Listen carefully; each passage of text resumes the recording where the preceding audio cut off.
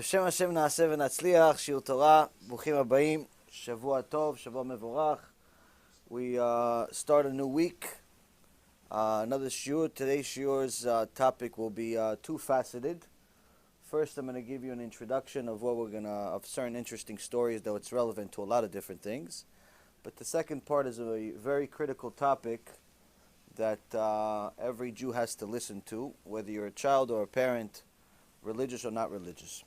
Today's shiur will be for a refuah shlema for Chaim Yitzchak ben Rochel and Tammy Debbie bat Rachel.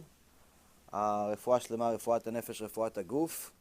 Also for a Esther bat Tzipora, David ben Esriya, Levana bat Sarah, Sarah bat Levana, Dvora bat Mercedes, Elisha Chaya bat Sarah, Yochevet bat Batya, Batya bat Sarah, and all of Am Yisrael Bezrat Hashem will have refuah shlema, refuat hanefesh, refuat haguf.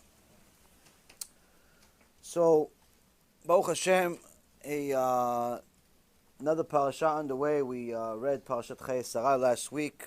Had some interesting things over there. As usual, one of the great proofs against Christianity is to be found in that parasha. Where I actually got a call a few weeks ago from a young guy who saw my movie, and he wanted to talk to me, but he decided that he wants to talk to me and have a phone conversation at 1 o'clock in the morning. Now, anyone who knows, I don't usually go to sleep at that time, but I also don't have phone calls.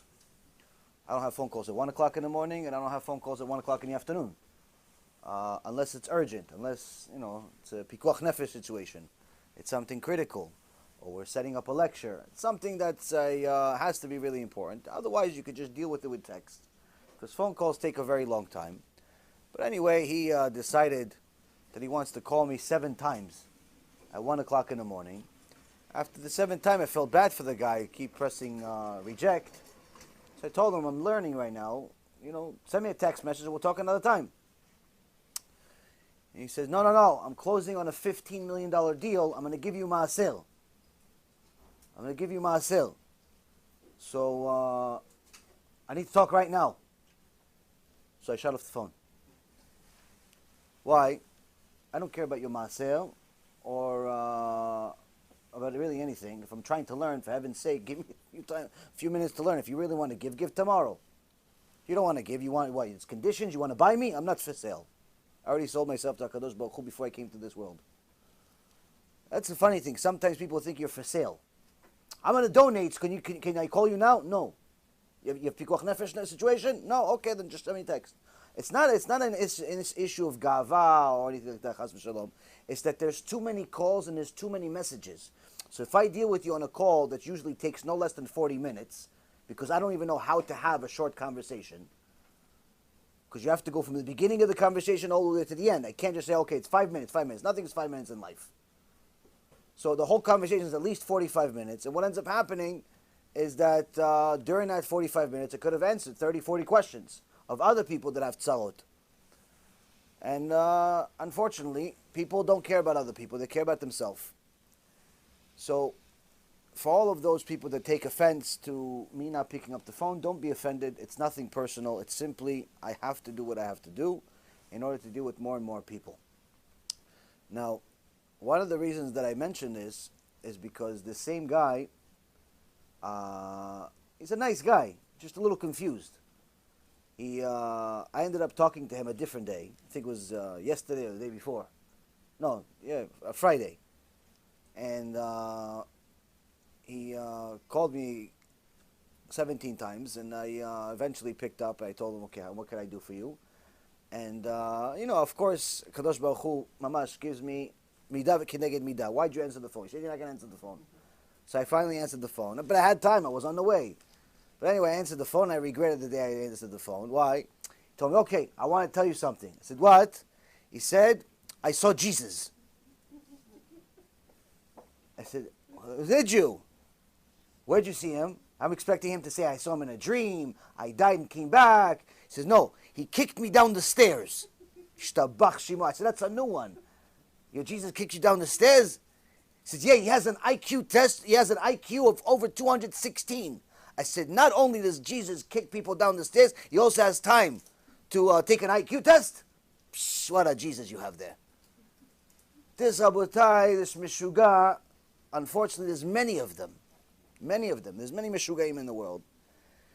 But it's not even his fault. It's people are yearning for spirituality. They're yearning for a connection to HaKadosh Baruch Hu. And they don't know right, they don't know left. Sometimes they're Jewish. Sometimes they're not Jewish.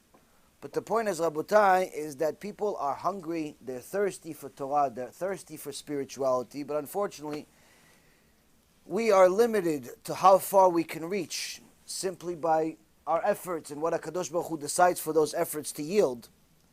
And each and every one of us, if each one of us had some more effort, we could reach more corners. But the problem is that we're not trying hard enough.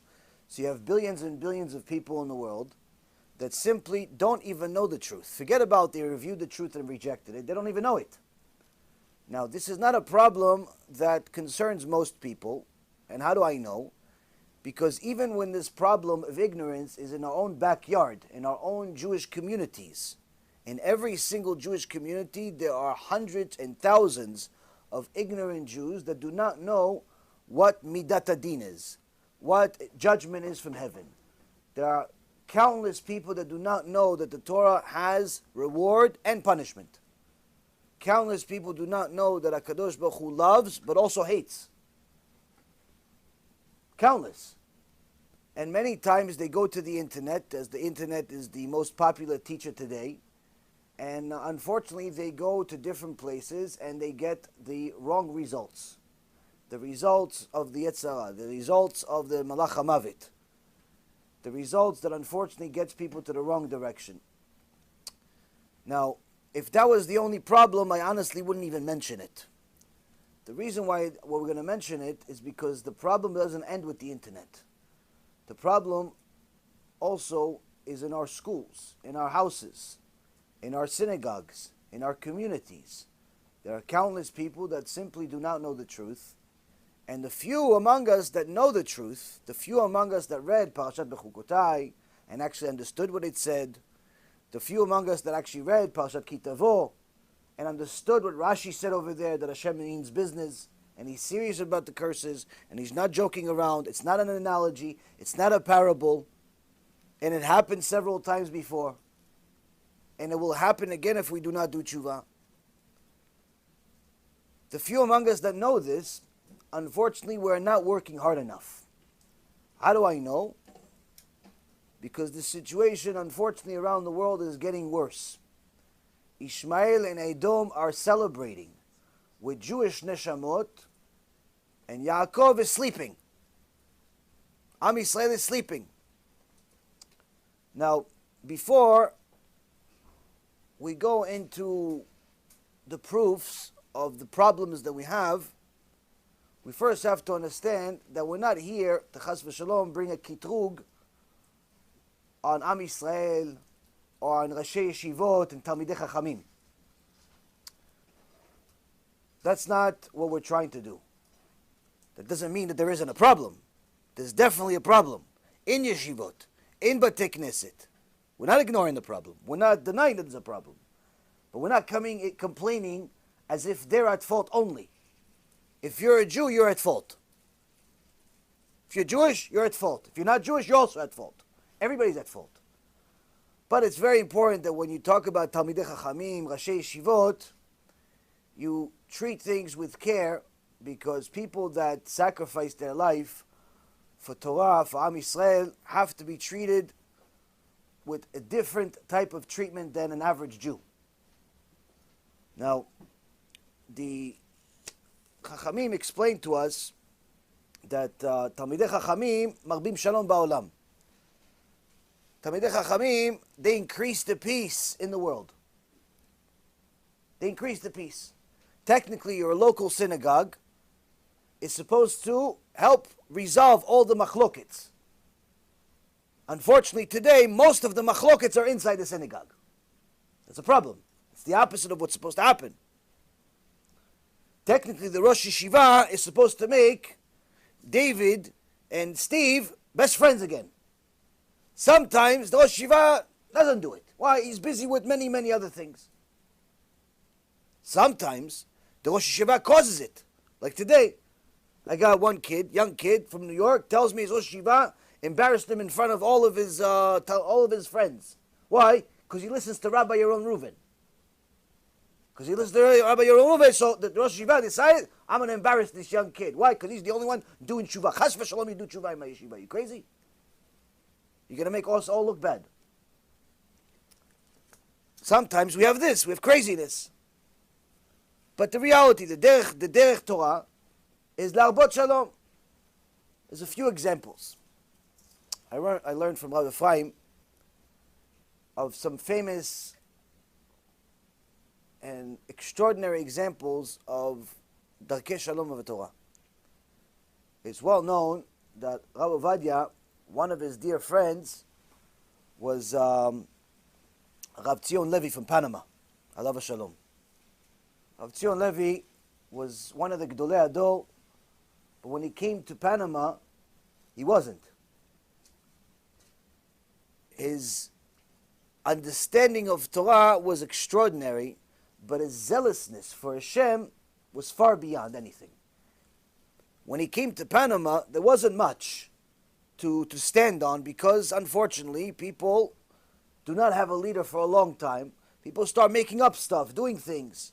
When he came to Panama, he was a young guy, young avrech, but it didn't make a difference. When he saw that somebody wanted to marry a goya, he put his foot down. When he saw that the president of the shul was a mechalel Shabbat, he didn't give him an aliyah in front of everyone.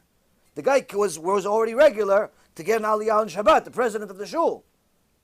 He said, I'm sorry, you cannot get an aliyah. What? What are you talking about? I'm the president of the shul. I'm the gvir. Millions of dollars. Sorry, you cannot get an aliyah. Why? You're mechalel Shabbat. And if you stay here, I'm not going to read from the Torah. Now, since there's many, many people there, the guy felt embarrassed. Well, I'm going to fight with the rabbi in front of everyone. It's already embarrassing enough. No worries, no problem. I'll deal with you after Shabbat. What? I'm firing you. He's the one that writes the checks. Motzei Shabbat, Rav Tzion Levi tells his wife, okay, honey, I think we have to pack, we have to leave. We're probably going to get fired. He sees Motzei Shabbat, a bunch of people show up to his house, thinking that they're going to either lynch him or just tell him a public goodbye. All come to him with the president ahead of them. Kvod Harav, we're sorry.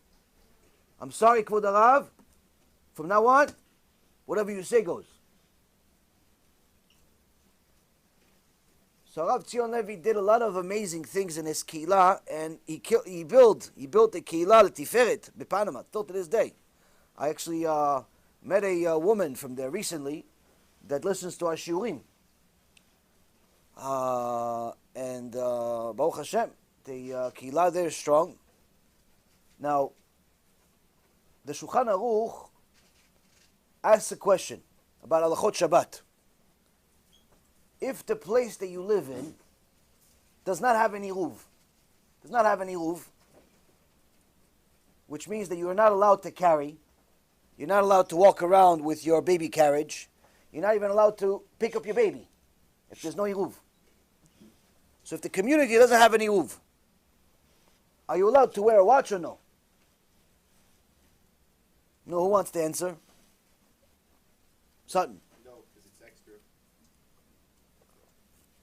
Sutton Posek, like Rav Tzion Levi. No? And the Mishnah Berurah. Who's Posek the other way? Rav Ovadia Yosef. Sutton's father is Talmid Chacham. Why? Rav Ovadia says in three places. In three places he says, in the Yabia Omer, Chelek Aleph, Siman Kaf Aleph, Ot Yud Zayin, in Yechaveh Da'at, Chelek Gimel, Siman Kaf Gimel, and also his son, the Rishon LeZion, Rabbi Yitzchak Yosef, in Yalkut Yosef, Ilchot Shabbat, Siman 301, Seif 44. All three say that you are allowed to wear a watch, but the Shulchan Aruch says you're only allowed to wear a watch if it's gold. You're allowed to wear a watch if it's gold. Not just allowed to wear a watch. Why?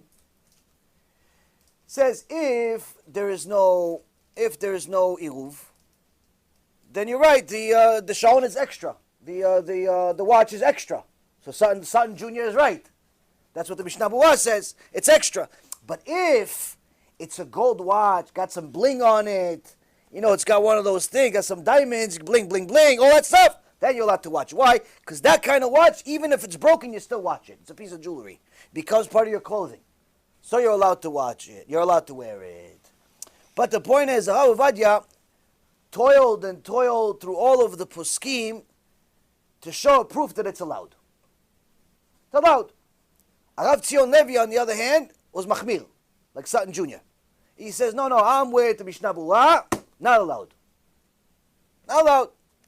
So, every big rabbi has got helpers. Even small rabbis have helpers.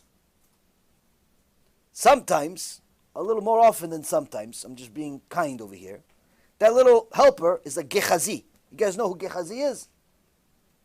Gehazi was the helper, was the gabbai of Elisha and Navi. And one time, this goy king, was sick with the tzarat, and after going to all of the witchcraft and other types of traditional medicine in those days, there was no cure to his disease. As I told you, there's no cure to tzarat, other than HaKadosh Baruch Hu, seeing that the person does tshuva. This goy didn't know anything. So he went from place to place, witchcraft, took a bath in tomatoes, took a bath in potatoes, took a bath in whatever you want. Nothing's working. One of the helpers says, why don't you go to the Yehud? Why don't you go to the Jew? They have a prophet. He's makes miracles. Prays to his God, stuff happens. He says, I'm going to go to over there. He goes, Your Highness, you went everywhere else anyway. Why don't you go? Okay, let's go. So he takes, a king travels. He doesn't travel like with a limo. He travels with the whole thing. He even brings the paparazzi with him. The king's coming, the helpers are coming, the cousins are coming, the aunts are coming, everybody's coming. He comes, eventually he gets to the place where Elisha Navi is. So he thinks that he's going to get a big welcome, Baruch haba, Your Highness, Bapkis. He gets nothing. Where's the house of Elisha Navi? He says, it's over there. Okay, he goes over there. Gehazi says, how can I help you? Yeah, I'm here to see Elisha Navi. So, okay, 1 second. Talks to Kvod Harav, Elisha Navi, Elisha the prophet. This king is over here, says to see you. What does he want? He says he wants some type of cure. He has a disease, he has tzarat. Elisha Navi has Ruach HaKodesh, has Nevuah, has everything. Talks to HaKadosh Baruch Hu like they're friends. Elisha Navi says, tell this king to go to the river and dip in the river. So Gehazi goes and tells him. He says, Your Highness, Elisha says, go to the river and dip in the river. The king got hurt. Why? He says, I went all the way here. Not only is he a king, but he traveled a long way. He won't even see me. He got so upset. Almost as upset as the Chabadniks get upset at me when they see the movie that the Lubavitcher Rebbe died. Like I'm the one that killed him. Sometimes this guy today sends me emails, sends me text messages cursing me out because he saw the video and he doesn't like it. What did I do? I just showed you what you guys filmed with my voice in the background. You don't like my voice? Press mute. Anyway, he got upset. Got really upset. But, Bemet, he's right to be upset. If I come all the way to your house, you don't even say hello? It's not nice. But Elisha Navi knew what he was doing. He knew that this king's problem is gava. It's pride. And he has to break it. So the king says, what, am I going to go to this river? I have many rivers where I am. Well, I need to go to this river to take a bath. I'm going to go. But one of his helpers says, but Your Highness, we already went all over here. Why don't we listen to this Jewish prophet anyway?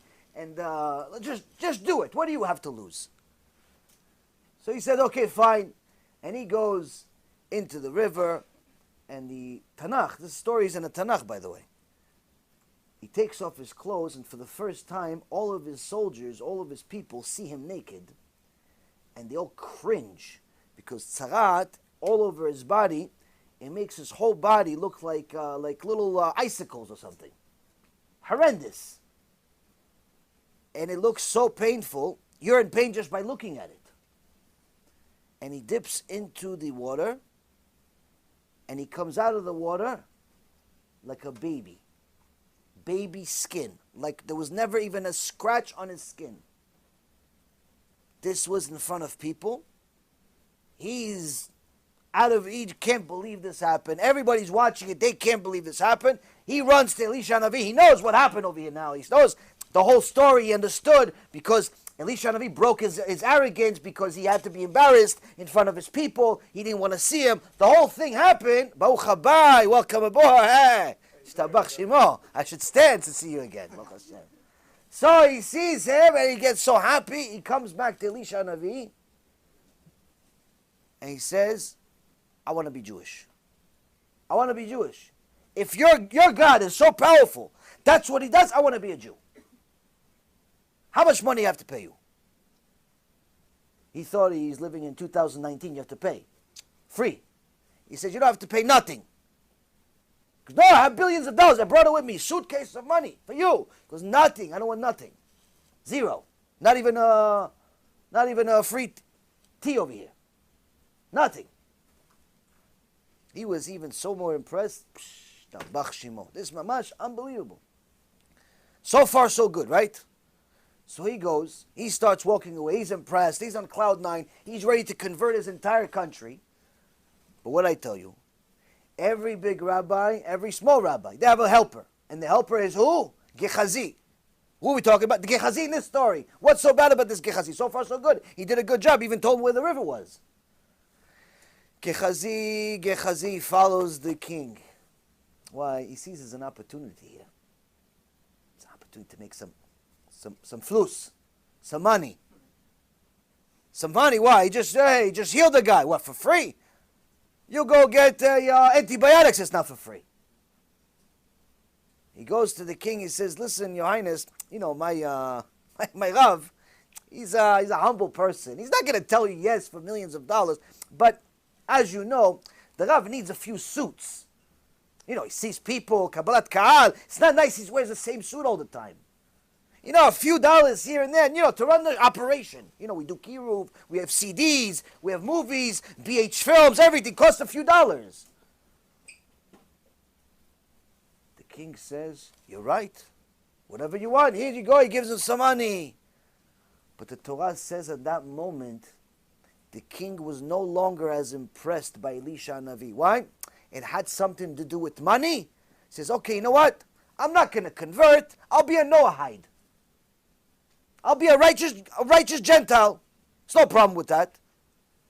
When he came back, when Gehazi came back, and Elisha Navi saw and uncovered the fact that he took money from the king, Elisha Navi told him all of the sicknesses and the curses that was on that king will be on you and all of your descendants le'olmei olamot, forever and ever.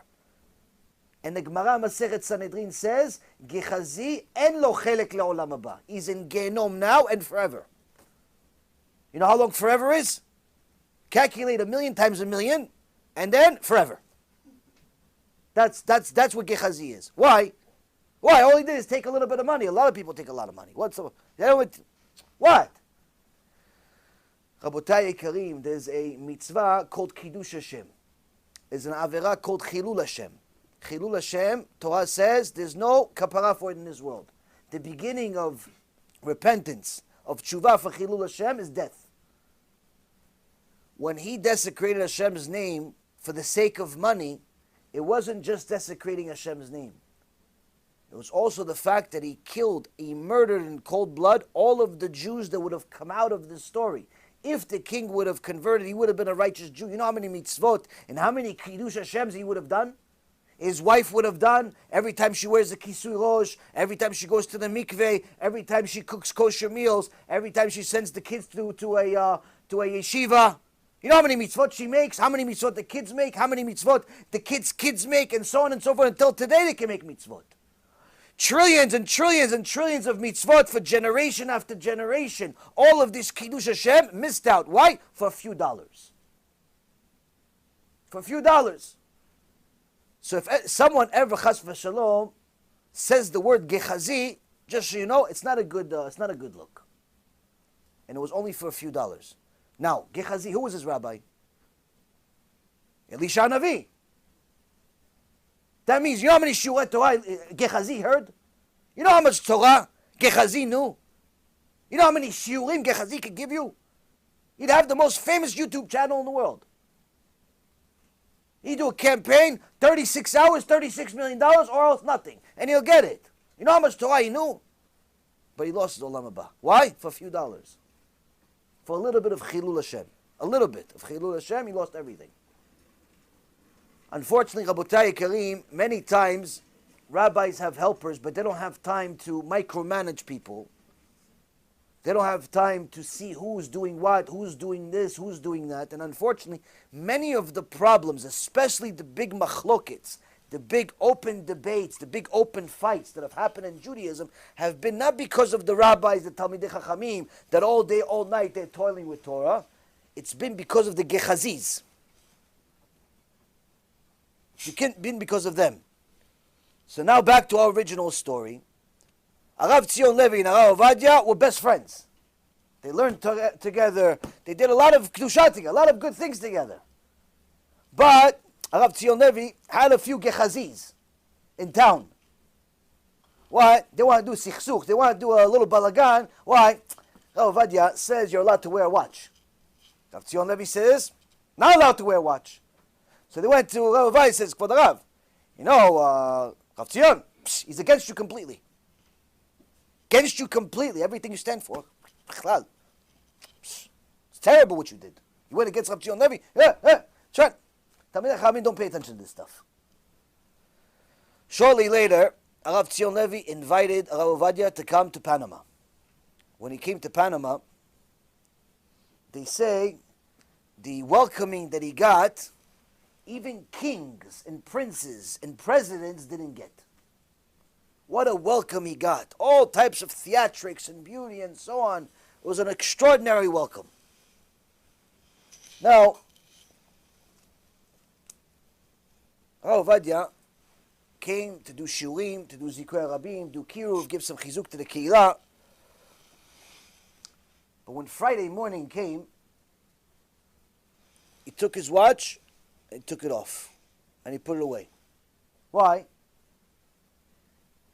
Why? Is it right or is it wrong to have a watch on Shabbat? According to the Rav Ovadia, he says in 3 different places, allowed.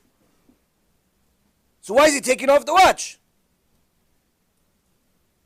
Because the Mara De'atra here, the Gdol Ador here, is Rav Tzion Levi. What's his psak? His psak's not allowed. His psak's not allowed. I'm in his town. Taking it off. When Rav Tzion Levi saw this, he immediately ran to the store, to the jewelry shop. He saw this happen in the morning. He ran to the jewelry shop, bought him a gold watch, put him on, hey, now you're allowed to wear a watch. Why? Because the Shulchan Aruch says you're allowed to wear a gold watch on Shabbat, if it's a gold watch. Why? Because when 2 Chachamim get together, there's no machloket, there's no fighting, there's no animosity. Yeah, but you disagree. Okay, so we disagree. Does that make us enemies? Does that make us hate each other? He has his emet, I have my emet, no problem. He believes the Lubavitcher Rebbe is Mashiach. I don't believe he's the Mashiach. No problem. Does that mean I have to hate him? No. She wears a wig and I say no wig. Does that mean that I have to hate her? No. As I said in a shiur recently, anyone that didn't pay attention, there was a few women in the crowd that had wigs on. Everyone knows I speak against wigs because of the Avodah Zarah and so on. But does that mean that many of my students don't wear wigs? Absolutely not. Many of them wear wigs. What, every time I see a woman wear a wig, I start screaming and yelling, start throwing rocks, no. I'm just going to tell you what's allowed, what's the problem, what's not the problem. You do whatever you want. I'm not judge, not jury. The reality is, Rabotai, just because you have a difference of opinion with somebody does not mean you have to hate them. I had a Talmid of mine, Tzaddik. He says to me, you know, this rabbi, such and such, he made a mistake in his video. I don't know if you should say he's a good rabbi anymore. I said, just because I disagree with him doesn't mean that we're enemies. He has his emet. He's wrong, in my opinion. And apparently, in his opinion, I'm wrong. Doesn't mean we're enemies.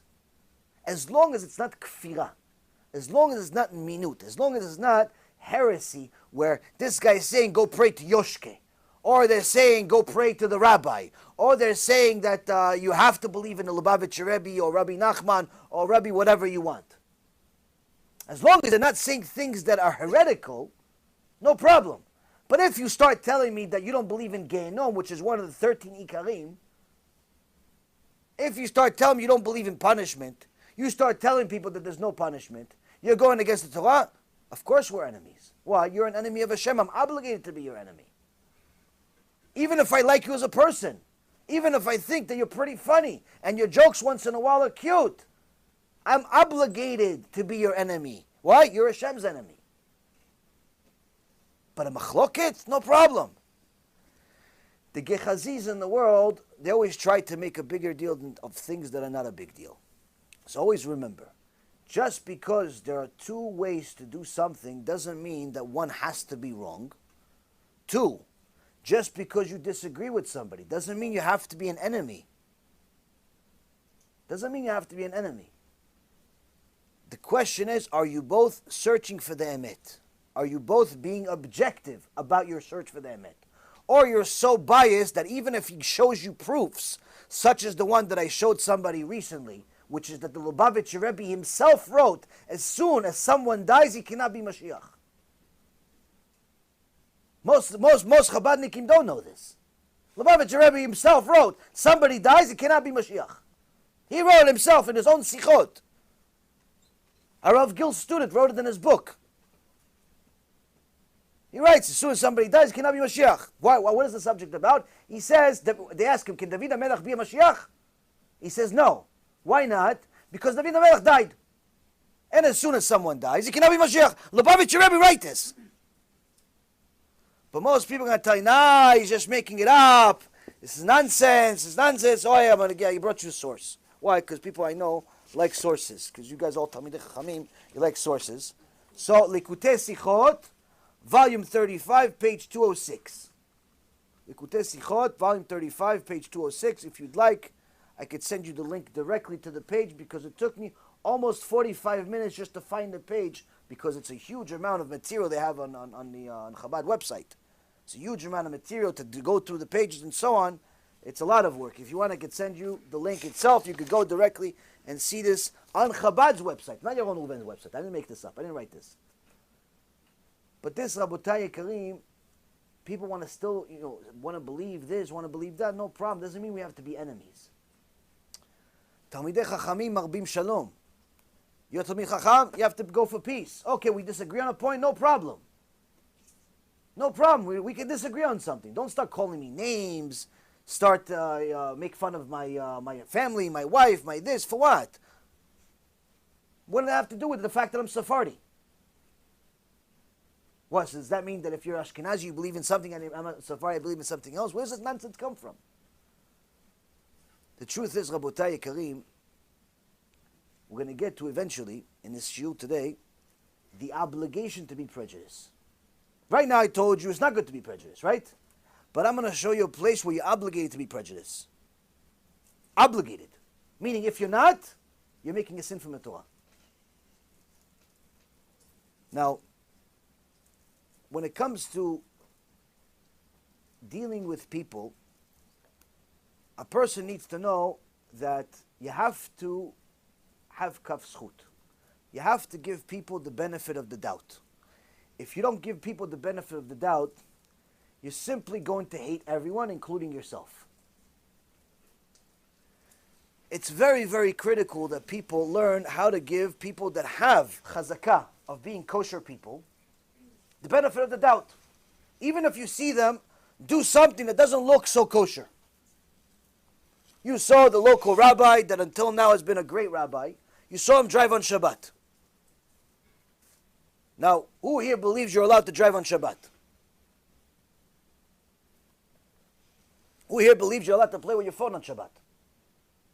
Who here believes that you're allowed to smoke your smoky thing on Shabbat? Whatever they're called. Vaping. Nobody, right? Okay, unfortunately, many people do this. Apparently, they're not as Talmidei Chachamim like you guys. You guys have to start teaching. I get your YouTube channel and everything for free. Now, Rabotai Yekarim, many people do not know this. But, of course, the rabbi knows you're not allowed to drive on Shabbat. So if you see the rabbi drive on Shabbat, you are obligated to give him the benefit of the doubt. And what? Use that imagination HaKadosh Baruch Hu gave you for free and say, why is the rabbi driving on Shabbat? You look in the car, you don't see anything. So now you have to be creative. Why? Because if you saw somebody in the car, immediately you would say, he's taking somebody to the hospital. Right? What if you don't see anybody? Dead body lying down. Somebody dead on the bed. Son's Talmid Chacham. Next week's already giving shiurim. Maybe he is laying down, the person. Maybe, something's happening here. Doesn't mean if you don't see it, it's not happening. The point is, Rabotai, if somebody has chazakah of being a kosher person, you have to give them the benefit of the doubt. On the other hand, if someone has chazakah of being a rasha, you are not allowed to give him. Not allowed. Not that it shouldn't. You're not allowed to give him a benefit of kaf zchut. Meaning, if Hitler, Yimach Shemo v'Zichro, comes and starts giving sandwiches in the Jewish community, you are obligated to say there's poison in those sandwiches. Why? There's no way that Hitler did what he did and now he's becoming a kind person giving sandwiches for free. No way. Not allowed to give him kaf zchut. If someone's a missionary, he went and took people and brought them to Yoshke, brought them to Avodah Zarah. He comes to you, he says, listen, Rabbi, I want to do tshuva. Rambam says not allowed to help him. Yeah, but he wants to do tshuva. Go do tshuva with your friends in the church. Go do tshuva with yourself. I'm not going to help you. He can do tshuva, but you're not allowed to help him. If he does tshuva, no problem. But we're not allowed to help him. Why? He's not a kosher person. Until now, he's been destroying neshama. But there are times, Rabotai, that if you don't use kaf zchut, you're simply going to live a miserable life. Such as this following story. In the book, Italech, by Arav Aaron Margaliot, he writes a very extraordinary story that he experienced himself. He says that in one of the times that he gave a shiur, came to a certain place, gave a shiur about kibud avaim, honoring the parents. Honoring the parents, Rabotai Karim, is one of the most important mitzvot that we fail at on a regular basis because we don't even know how to honor our parents sometimes. Do you know that the Shulchan Aruch, Yalkut Yosef, say that when your father comes into the room, you're obligated to stand up? Did you guys know that? Are you standing up every time your Abba walks in the room? Probably not, right? If your Abba is a kosher person, he's not a missionary. Your Abba is a kosher person. Gave you life, gave you parnasah, gave you this, gave you that. He walks into the room. You don't stand up. It's like eating pork. Why? Torah says you have to stand up. Why? Kavod. Kibud avaim. Now what about if your father says, no, son, you don't need to stand up. You don't need to stand up. It's okay. You know what halacha is? You have to stand up anyway. That's how important it is. So kibud avaim, Rabotai Karim, it's important to learn a little bit about it so you know how to treat your parents, because how you treat your parents is how your kids are going to treat you. You treat your parents like they're working for you, guess what? You're going to have a bunch of gremlins running around your house one day telling you, Abba, I want this. Abba, I want this. Abba, I want this. Abba, where's this? Where's that? Where's that? They're going to yell at you like you're yelling at your parents. Now, Arav Margaliot says that one time he gave a shiur about kibud avaim, and after the shiur, he came downstairs and he saw two Haridim, two religious people, a couple, husband and a wife, older, in their 60s, waiting for him by the car. He says, how can I help you? He sees the guy doesn't look so good, and he says, yeah, for the Rav, I listened to your shiur, and I didn't want to talk next to people, but I was hoping you could help me. Yeah, sure. He says, you gave a whole shiur about kibud avayim, honoring parents, and that you have to find a way to constantly give your parents kaf zchut, the benefit of the doubt, even though your mom didn't buy it for you. It's not necessarily because she doesn't like you. Maybe she didn't have the money. Even though your dad didn't pick you up, it's not because he forgot about it. Maybe he ran into traffic. You have to give your parents kaf zchut. You have to. Sometimes you even have to give kaf zchut to your kids. He doesn't mean to destroy the things. It happened by accident, on purpose. Accidentally, on purpose, you broke your stuff. Accidentally. You have to give him kaf zchut that on purpose he broke it, but it's accident because you caught him. So what happens is, you said you have to give kaf zchut to the parents. So I need you to help me. You chacham, chachamim, marbim shalom ba'olam. I need you to help me. How do I give kaf zchut to my father who died 2 months ago? Rav Magaliot says, wait a minute, hold on a second. Your father died two months ago and you want to give him kaf zchut? He goes, oh, let me tell you the story. He says, the rapper. Kaf zchut, but I have to tell him. Kaf zchut he didn't know, so I have to tell him. So now, the guy tells Rav Magaliot, he says, listen, my father died 2 months ago, and he was a very, very wealthy person. And he was very, very organized. And he made sure to write a will in handwriting. 8 times. Handwriting. So no one says, oh, maybe yours is this, there's that. You know, sometimes what happens, there's peace in the house until the parents die. Why? That's when the inheritance comes. Inheritance comes, money comes, all of a sudden everybody hates each other. All of a sudden there's all types of things. Shem Yachem, what I've seen in my life with inheritance. Brothers, sisters grow up best friends. All of a sudden the parents die, money comes into the picture. All of a sudden I hate you. I hope you use the money for medicine. I hope you this, I hope you that. Hashem Yirachem. After all, you're his brother, you're his sister. Why do you wish him these things? So what for a few dollars? People, mamash, they start cursing their parents. Oh, I hate my mom. I wish she's in this place and that place. Why? Chas v'shalom. Why? She gave my brother more money than me. Hashem Yirachem, what people do for money. Now, I saw a lot of this in the business world because I was the guy that usually dealt with the money. Now, anyway, this tzaddik says to Rav Margaliot, says, Kvod Harav, we're 8 brothers. And my father wrote and left the will to the rabbi as soon as he died. You know, everybody stopped crying and the alvaya and everything else. Came to the rabbi to see what the inheritance is. My father had 11 million shekels. A lot of money. And everyone's reading, the rabbi's reading the will, we're all reading together. And it's as if I wasn't his son. Why? All 7 of my brothers, they all got money. Me? He doesn't even mention me. Nothing, I get 0. Now you tell me, Kvod Harav, how can I give my father kaf zchut for this? You know what happened to me after? After that, people start saying, oh, you know, my sister said, you know what, maybe he forgot. So let's just, Abba loved you, don't take offense. Abba loved you, let's just split it equally, guys. Let's just split it equally. Let's just split it equally. I said, no. If Abba forgot me or Abba didn't want me in the will, he didn't have me, no, I'm going to do the Ratzon of Abba. I'm going to do the will of Abba. Abba says, no, I'm not getting nothing.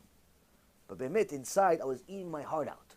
Be'emet, inside, I've been angry, I've been depressed. I almost did not want to go to the 30th day. I lost over 10 pounds. 10 pounds in the last 2 months since he died. People are talking in the neighborhood, all these Gehazis, all these Reshaim in the neighborhood that heard the story are saying, maybe it really wasn't his son. Maybe it's some mamzer. Maybe it's this. Maybe it's that. I went to, after the 30th day, everybody left. I stayed at the grave. I started crying to Hashem. I started crying to my father. I started saying, Abba, why did you do this to me? Why did you ruin my life? Why did you ruin my life? Everybody's making fun of me. So I need you to help me, Kvod Harav. I haven't left my house in 2 months. I need you to help me and tell me, how can I give my father kaf zchut? So Rabbi Yaron says it's the middle of the night, and he's never heard such a story before. What am I going to tell the guy? He says, you work? He says, no. Actually, I'm the only avrech in the entire family. Everybody else works. Everybody else makes money. I live off Torah, 1,500 shekels a month. Meaning everybody else has money from their job, from their businesses. He's the only one that learns Torah, which means he should get more.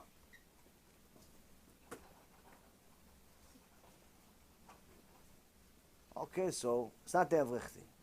He says, maybe you offended your father? You had a difference with him? Never.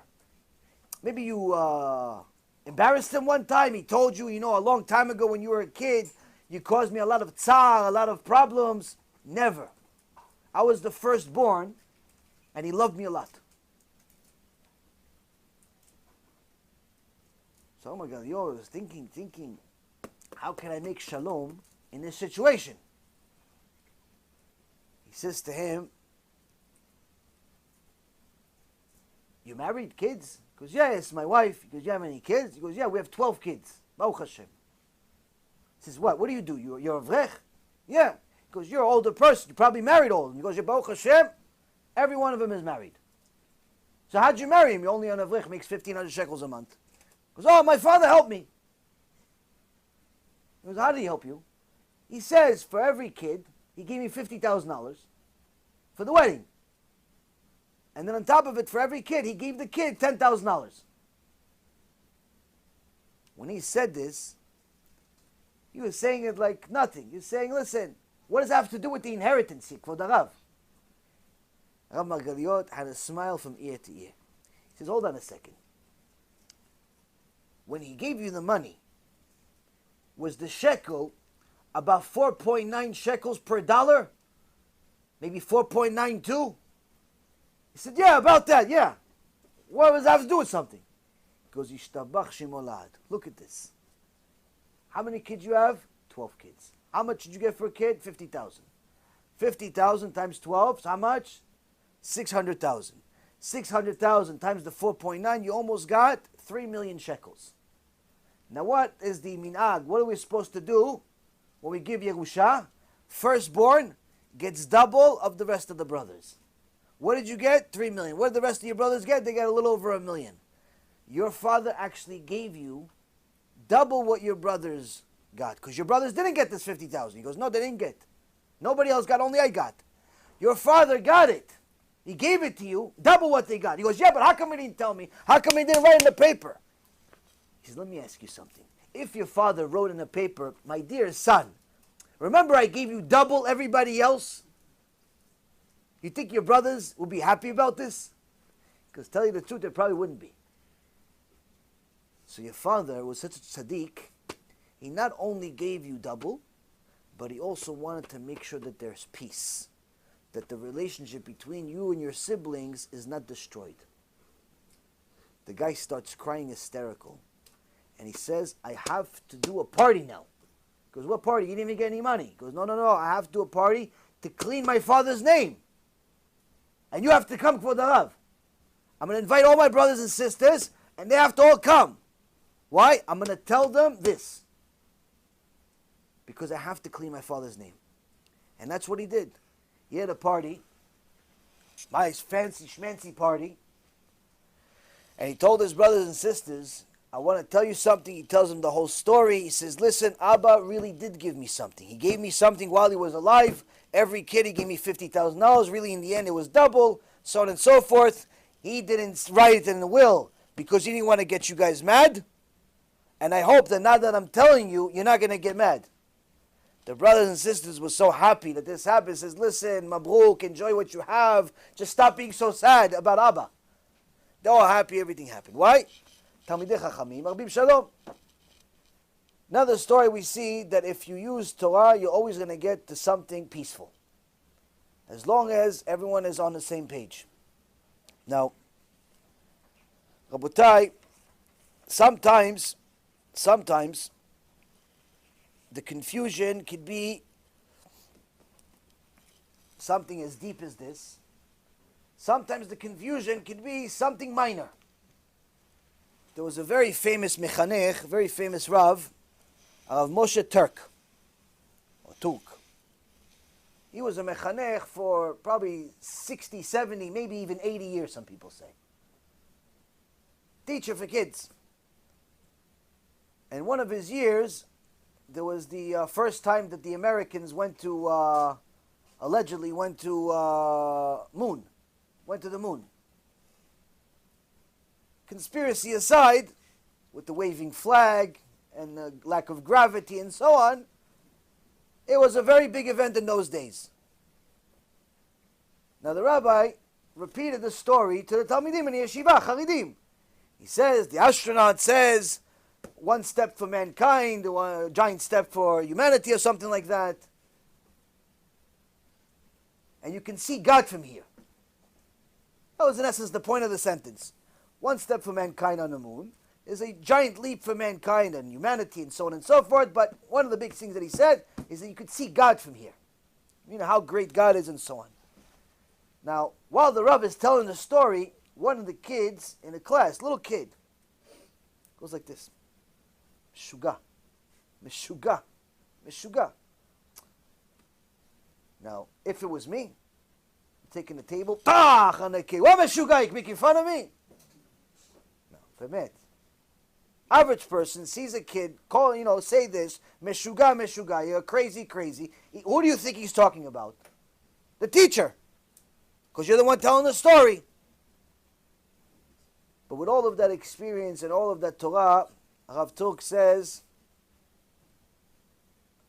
he held himself back, he stopped, and he asked the kid, who's a Meshuga? What do you mean Meshuga? Why are you doing this? What does this mean? And the little kid says, Kvod Rav, I don't know, you're telling us the story about this astronaut. And he says he had to go all the way to the moon to see God. This guy's a Meshuga. Why does he have to go all the way to the moon to see God? You can see God over here. The Rav says, what if I didn't contain myself?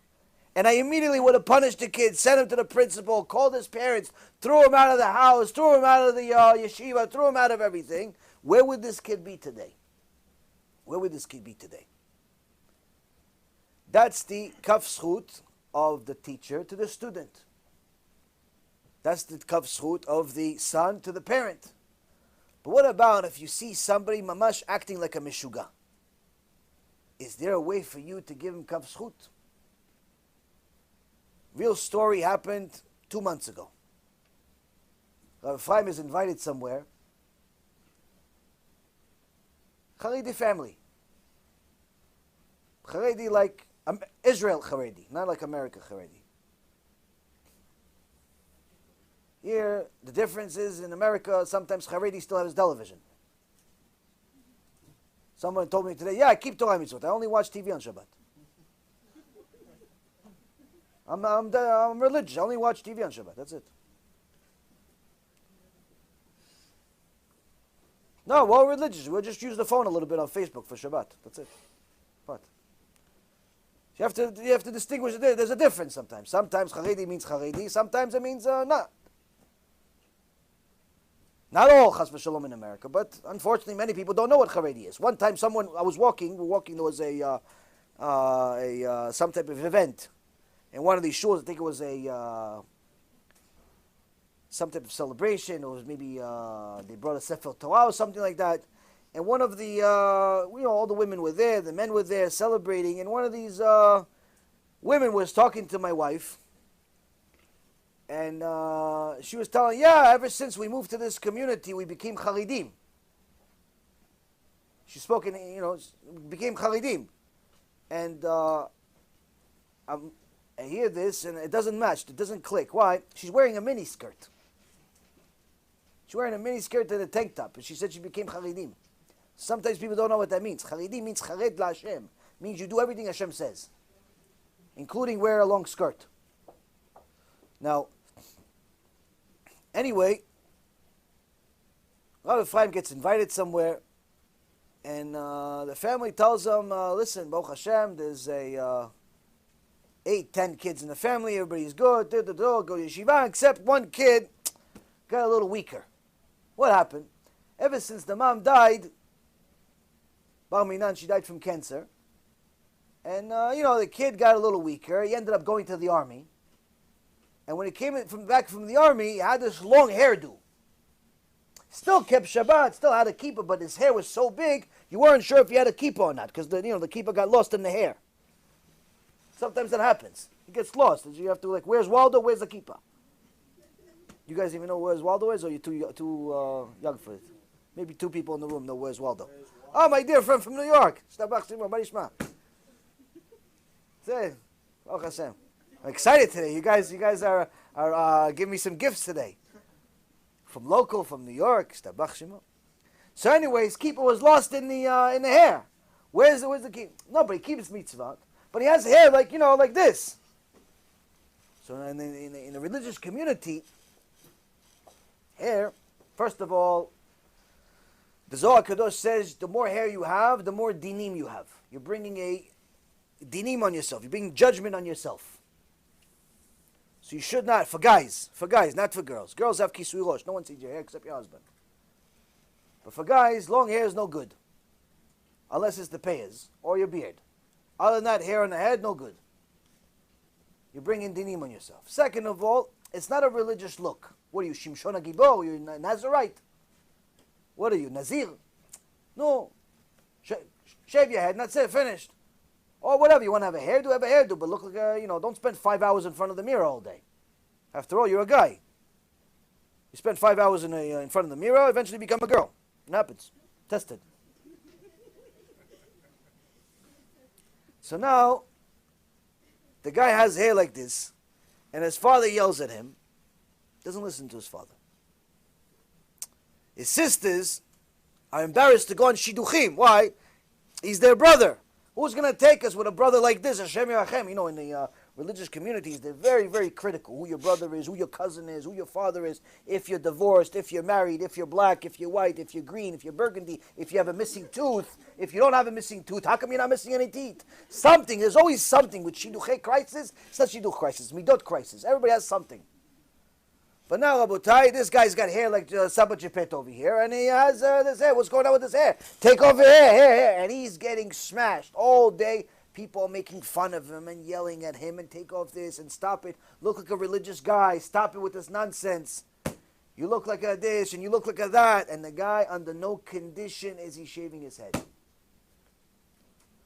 So they tell this story to Rabbi Ephraim. Rabbi Ephraim takes the guy to the side, starts talking to him. Oh, Hashem, the guy, he's got a head on his shoulder. He talks. He starts talking to him about, why don't you? You're a smart guy. You're a Jewish guy. You keep Torah. You keep mitzvot. Chalas with the hair already. Take off the hair. No, what's the big deal? No. Kvod Harav, the hair, staying. No, what's the matter with you with the hair? No, take off the hair. What's the big deal? Make your father happy. He doesn't have enough tzarot in the world. He has to deal with this. No, take off the hair already. No, what's the problem? Kvod Harav, I can't. So Ephraim sees this guy's mamash akshan. Usually, if you talk to a chiloni, you talk to a secular guy about shaving his head, cutting off his cuckoo, he's going to say, no, I love my cuckoo, it's me. Me and my cuckoo, we're best friends. I remember when I had long hair, I wasn't best friends with my cuckoo. But some people, they have a cuckoo, they have a long hair, ponytail, they become best friends with the cuckoo, they think it's them. All you need to shave his head, he wakes up, he doesn't know where he is. But that's what happens sometimes. People get connected to the physicality of the world too much. But this is typical of a secular kid. Religious kid, it's not so normal. So he starts talking to him. Eventually the kid starts crying. He says, Kvod Harav, you wouldn't believe how much suffering I'm dealing with over the last couple of years with this hair. How much abuse I got because of it. How many times they yelled at me because of it. How much they're making fun of me because of it. And I'm not taking it off. No matter what, I'm not taking it off. But I'm going to tell you why. Nobody knows. I'm going to tell you why. And he says this. He says, when I went to the army, you know, there's people there, you befriend different people. Baruch Hashem kept himself, preserved themselves like a religious boy does. But there was one of the girls over there, he didn't know her, like you weren't friends, but one of the girls from there, one day she disappeared. He asked about her. What happened to this person? What happened to this soldier? Unfortunately, in Israel, there's women soldiers, which is not allowed. Chazon Ish says, Arik Val Yavo, it's better to die and not be a woman soldier. But anyway, says, oh, she's sick. She hasn't been there in a few months, she's sick. So, as a Jew does, what does a Jew do when he finds out somebody's sick? Well, it says, Refuah Shlema. No, Goyim do that. Jews go visit. What, are you going to send a postcard? No, Jews go visit. Rabbi Akiva says if you don't visit a sick person, it's almost like you spilled his blood. Someone's connected to you is sick, go visit him. How busy are you? If there's somebody else to visit him, and you know for sure and so on, it's a different story. You're learning Torah, you're Talmid Chacham, and you have other people to go visit him, no problem. But if you have nothing to do, you're 15, 16 years old, and half the day you're playing video games, go visit some sick people. Refuah Shlema. Oh, I'll send him a text message. One woman calls me, she says I was in the hospital for 2 months. My grandkids wouldn't come to visit me. My grandkids wouldn't come to visit me. I said, what about their mother? She said, no, she didn't come either. I said, that's why. If the mom doesn't come, why is her son going to come? But they sent me a text message. She tells me I was better off not getting the text message. It hurt more after I get the text message. Because I called them and I said, honey, you know I'm in the hospital. He goes, yeah, Grandma, I know. Are you going to come visit me? He goes, no, Grandma, I'm really busy. I have this game I got to beat and I got a few tests for school. Refuah Shlema. So this tzaddik soldier in the IDF says that one of the soldiers, a female, is missing, sick. He goes to visit her and he sees she got the machala. She got cancer. And she sees that she's crying and she's miserable and she's in pain, but she's also sad too. Why? She lost her hair. And he saw her and he couldn't take it. And he says to her, I'm going to grow my hair really, really long just for you. And I'm going to, after it's really long, I'm going to shave it. I'm going to give it to you. So it's not coming from India. It's not coming from Avodah Zarah. It's like, I'm going to give you my hair. Now the woman says to him, he goes, why? I don't know you. Like, why are you doing this for me? He says, truth is, my mom had the same exact disease as you. Same exact area, same exact everything, and I just can't take it. After she died, I went into a major depression. I eventually got out of it. Now I'm seeing you. I can't. I'm going to have to do something. So I can't see you sad. I'm going to donate my hair. And he tells Rabbi Ephraim, when I saw her face, how happy she was, I said, under no condition am I shaving this head. I'm going to grow it really long. I'm going to give it to her.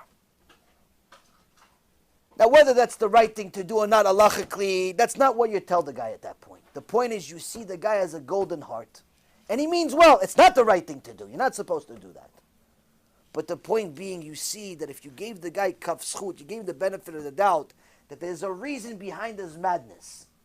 There's a reason behind his madness. There's a reason behind everybody's madness sometimes. Now, I'm trying to find the reason behind the madness of the school system today.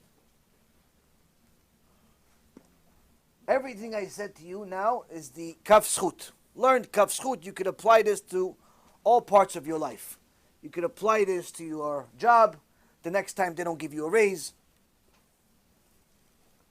You could apply this to your teachers. The next time they don't pick you. You could apply this to your parents the next time they say no to something that you expected a yes. You could apply this to your wife the next time she's angry and you have no idea why. Maybe she's angry because somebody really did something wrong to her. Maybe it doesn't have anything to do with you. Yeah, but how come she's always angry when I'm around? Because she has other people around sometimes, not just you. How come he's angry all the time when I'm next to him? Because you happen to be next to him at really bad times. He was next to a bunch of other people that made him mad. You're the one that ended up getting the wrath of it, unfortunately.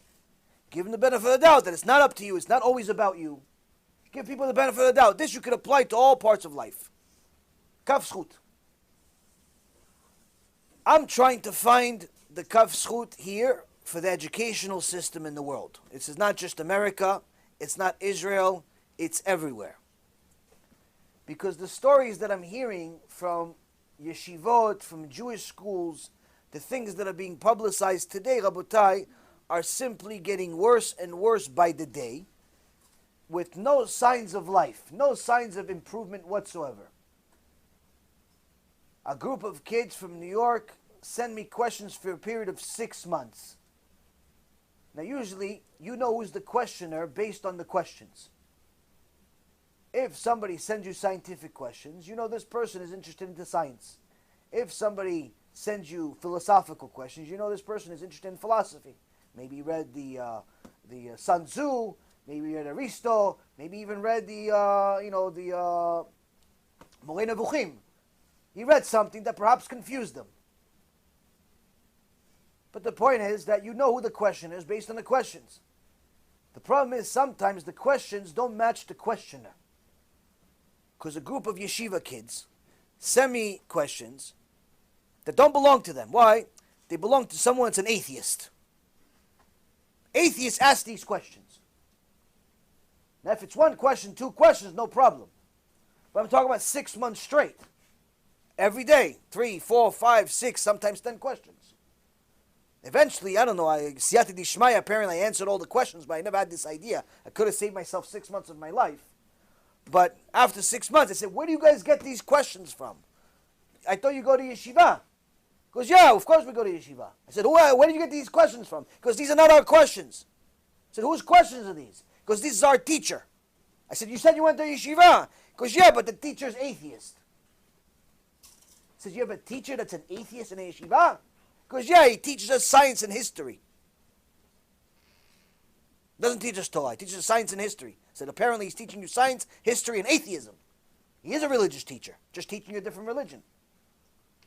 I called the principal. I tell him, Kvod Harav, how do you allow yourself to violate the Torah and allow Amin and Apikos to teach your students? Halacha is, if someone's Amin, is an Apikos, is an atheist, is it someone that's a missionary, you're not allowed to learn from him. You're not allowed to learn from such a person. How do you allow yourself to hire such a person to teach these innocent neshamot to learn from them? Because no, but he promised he's not going to teach them that stuff. I says, well, apparently he has been, because I've been suffering the wrath of this guy's ignorance for 6 months. Your kids are on the board of going atheist every single day for 6 months straight because of you. Okay, I'll take care of it. He still gave him 2 weeks before he fired him. How do we allow atheists to teach in our schools? That's question number 1. I went to a school, also in the East Coast, but not in New York. I see that some of the, I talk to the kids, I do a shiur over there, but I see that a couple of the teachers, female teachers, are walking around, Hashem Yachem Bar Minan, what they are. You think they're walking on a beach or into a shower, same thing. I said, well, who are these people? No, they're teachers for English and science and history. I said, these are teachers? Because yeah, they're chilonim, who cares, you know?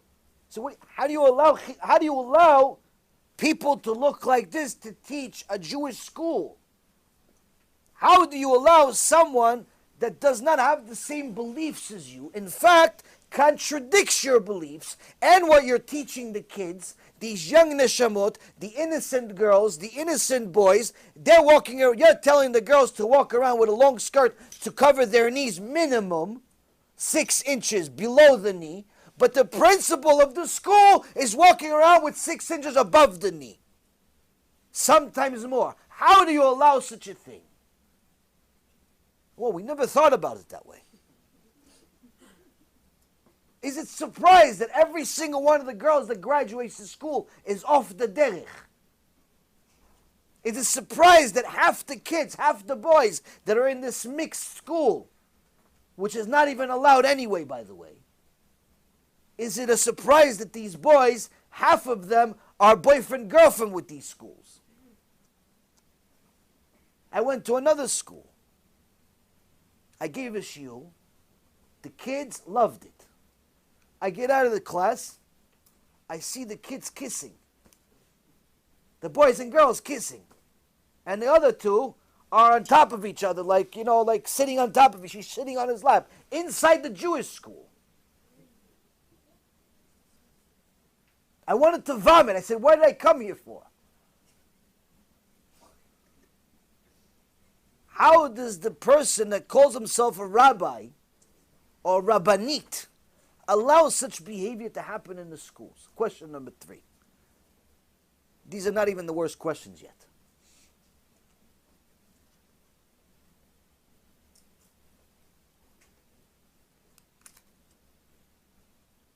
I get a call.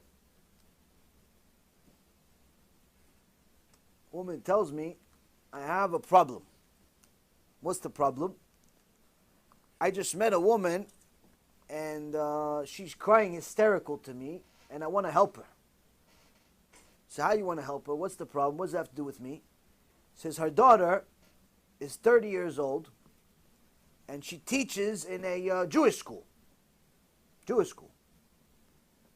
And but this Jewish school likes money more than God. So it allows Muslims to also attend the Jewish school. Now the Muslims don't speak Hebrew. They speak Arabic. Now they want to learn Hebrew when they go to the Jewish school. So what do they do? They want to catch up. So they ask for a tutor. Who's going to be a tutor? The teacher from the Jewish school. Wants to make an extra few dollars. So the teacher goes and teaches at Mustafa's house. And after a few months of teaching at Mustafa's house, she befriends Mustafa's mom, Fatima. And they're friends and friends and friends. And guess what? She likes Muslims now more than Jews. So she became a Muslim. Now you guys think this is a singular problem? Rabotai Kareem, our Jewish schools in the world today, are in such a horrendous shape as far as their avodat Hashem, as far as their understanding of Judaism at all, that there are Muslims in countless schools around the world, so much so that there was an article in the JTA on November 12th, just 10 days ago. My son's Orthodox Jewish school is 85% Muslim. That's the title of the article. Again, so you don't think that you heard it wrong.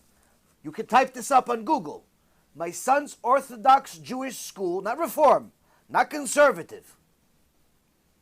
My son's Orthodox Jewish school is 85% Muslim. Mustafa and Ahmed is the common name in the yeshiva. Much more common than David, than Yaakov. If there's a Moses in there, it's not Moshe, it's Musa. Why did she write the article? This woman wrote the article because her son is being tortured in school by Mustafa and Ahmed. They're telling him that be careful, you're going to get gassed next time. There's anti-Semitism inside the Orthodox Jewish school. This is not one situation. There are countless schools all over Europe. This one happens to be in Manchester. Mirvis' town. He's pro-Muslims. He just had a party with the Muslims a couple of weeks ago on Mitzvah Day. Mirvis had Mitzvah Day. He went to Mustafa's house. He went to the mosque. He celebrated Mitzvah Day in the mosque. Bemet, the head rabbi of the UK went to the mosque to celebrate Mitzvah Day. I showed you guys the article a week ago. It's no wonder that 85% of his Jewish school is full of Mustafa and Ahmeds. Not Mustafa and Ahmeds that want to be Avraham Avinu. Mustafa and Ahmeds that want to be Mustafa and Ahmeds, and sometimes Mustafa with a rock. They're anti-Semitic. This, Rabotai, is happening everywhere. I call a school here in Florida, about an hour away from here, asking about a certain student. I know the student is not Jewish. I want to ask the Jewish school principal how they allowed this student to attend the school. I like the student. The student's a nice kid, but she's not Jewish. So I want to ask, how do you allow a non-Jewish kid, teenager, to attend your school? Especially when it has boys and girls. So I call the principal of the school, and I get a little information about the school. It's a Chabad school. And I ask her, so let me ask you something.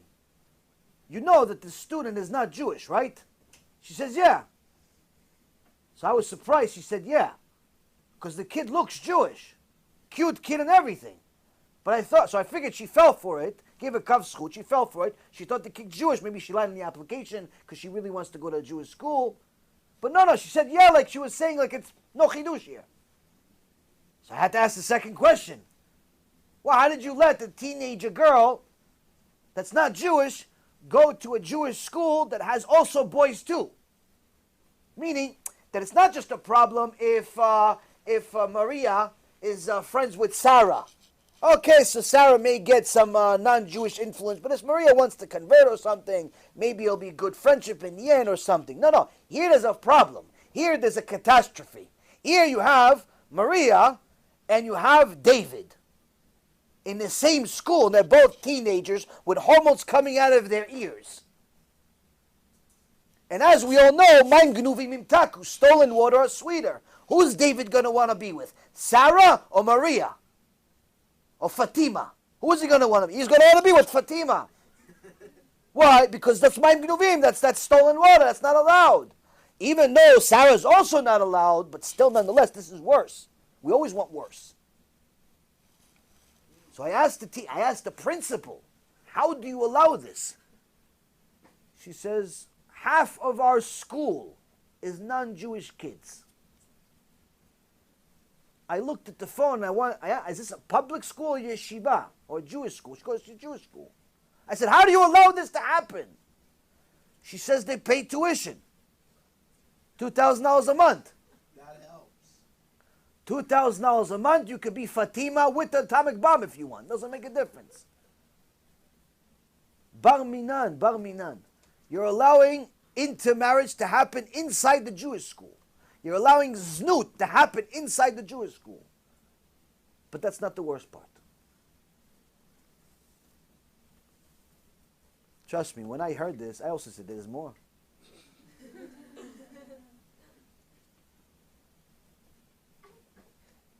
A video came out a few days ago on Jewish television showing missionaries, unfortunately, have been missionizing since time began with their stupid religion.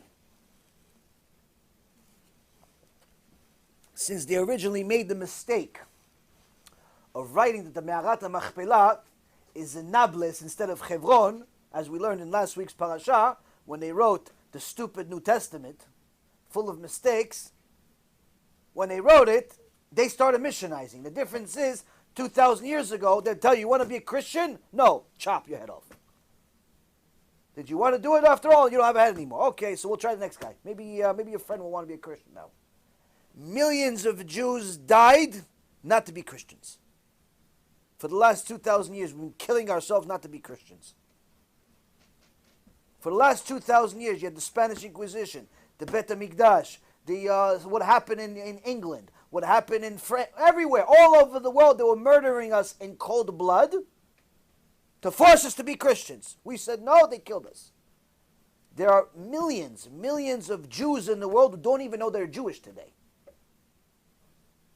Because of what happened to their ancestors. They called them Anusim. But the church said recently that what they did not achieve in 2,000 years, as far as converting Jews to Christianity, they achieved much, much greater numbers in the last 20 years.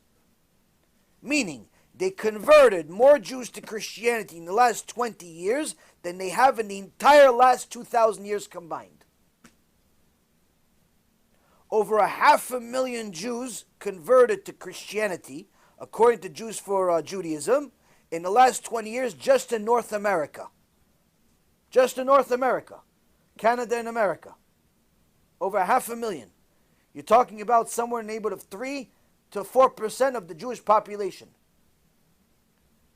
Now, most of the time, conversion to Christianity and missionizing was a problem in America, in South America, North America, in Europe a little bit. It was never really a problem in Israel until this last decade. Because it's illegal in Israel to be a missionary.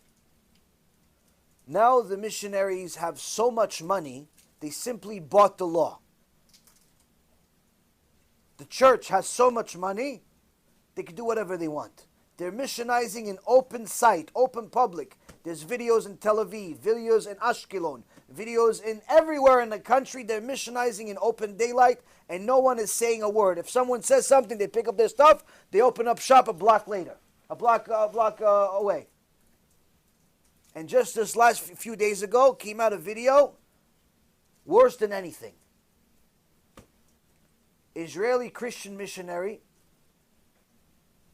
baptizing at least a dozen or so Jewish kids, 13, 14, 11-year-old kids. Takes them all to the ocean, minors. This is not only illegal because of the missionizing, it's illegal because they're minors. Their parents didn't know about this. This guy, Baruch Hashem, is stupid enough to videotape the thing himself and publicize it. But you see these innocent 12, 11-year-olds, 13-year-olds, girls and boys, he takes them all to the beach, and then he starts brainwashing them to admit to Hashem, to admit to the Satan that they believe in Yoshke, and Yoshke saved them and died for them, all this garbage nonsense. And then he takes them to the ocean, and he dips them, they dip, like mamash, 100% Christians, Catholics, church, in the name of Messianic Judaism. לפני שאני אגביל כל אחד או אחת, אני רוצה שתודו לפני אלוהים שאלוהים ישמע אתכם והשטן ישמע אתכם כשאתם באמת מאמינים במשיח ישוע. אל תתביישו, אתם עושים את זה בשביל אלוהים.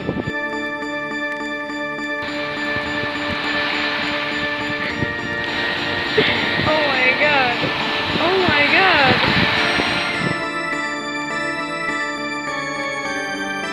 תגיד את מה שאתה מאמין, בלב, בפה, בקצרה, במשפט אחד, זה הכל, כי אתה מאמין בזה. אני מאמין שישוע המשיח עומד בשביל הצלב, הוא שפך את הלב שלו בשבילי והוא ניצח את המוות. אמן, אמן. Amen.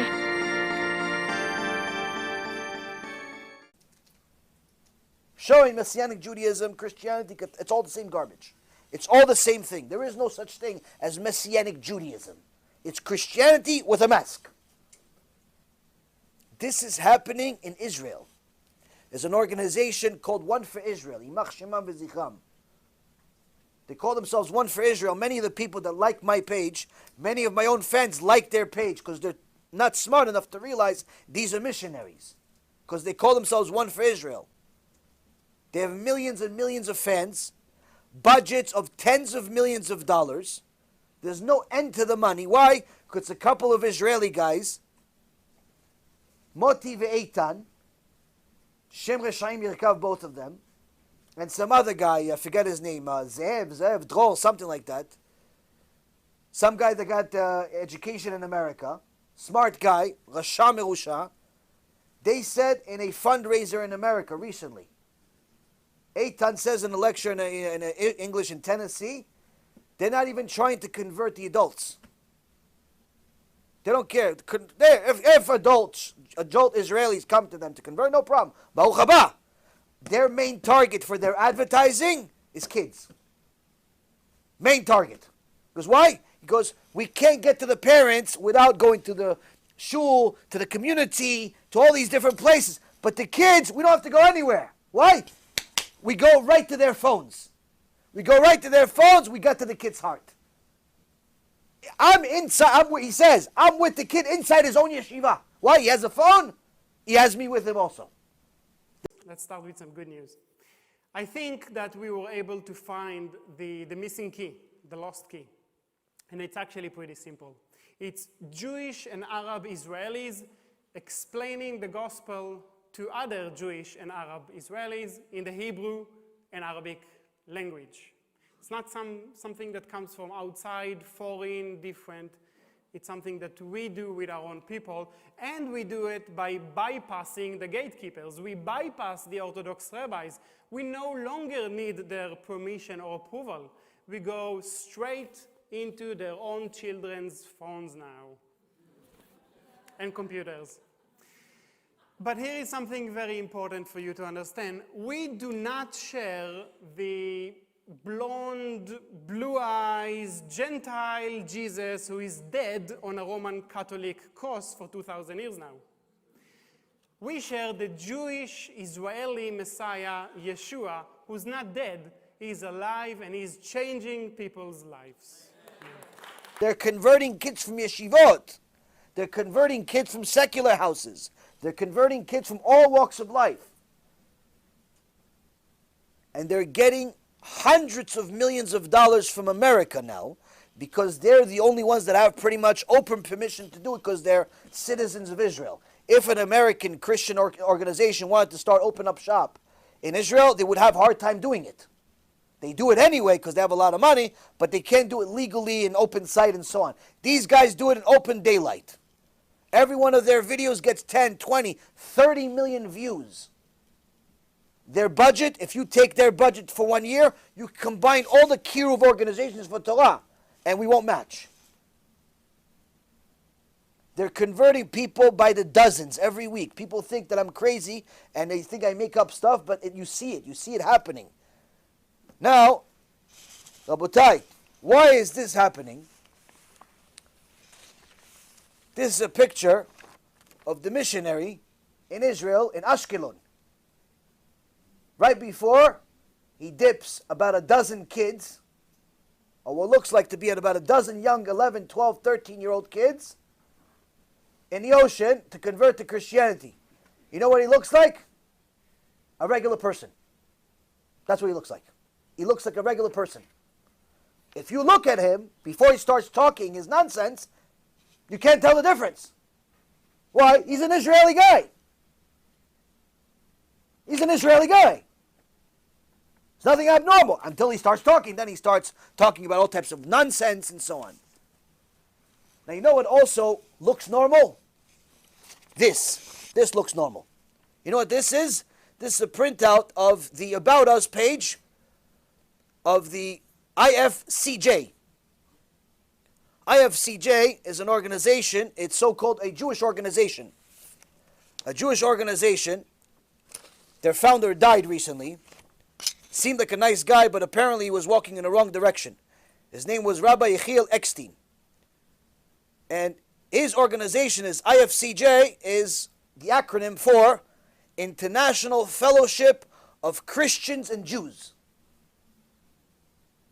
Now you would think, who would ever donate money to make friends between the Jews and the Christians headed by a rabbi? Like, that just, it sounds more like a comedy skit or something. Well, apparently, Rabotai, they get $150 million a year. You can look at their budget online. It's a non-profit organization. It's big enough where they have to report their numbers. $150 million a year approximately, or a little less, maybe 137 a year. For what? To make friends between the Jewish people and the Christians. Let them into our yeshivot. Let us into the White House instead. We let them into the yeshiva, into the shul. They let us into the White House. They let us into Congress. They let us into Genom. They let us into Kafakela. They get us into all those fun places, but we let them into yeshivot, and synagogues, and Goldberg's house, and all that stuff. What does this mean? This is run by rabbis. This is run by Jewish people that call themselves Orthodox. You know what this means? This means that we are fulfilling the verse, Me'alsaich u'me'alvaich b'mich. Your conquerors, your destroyers will become from within you. Our problem are not secular people. Our problem is not even the Christians. Our problem is not the Muslims. Our problem is not the government. Our problem is not money. Our problem is not the IRS or anything else. Our problem is the religious people. Us. We are the problem. Because we, as parents or as kids or as bystanders that call ourselves religious, just sit there and collect, just do nothing while this is happening. Now, most of us didn't know most of this until I just said it. Some of us knew, but, delete. Somebody else will take care of it. Let me tell you something. There's not a single halakha in the world. There's not a single halakha in the world that will permit a Christian missionary to teach in a yeshiva or a Jewish school. No posek will say that.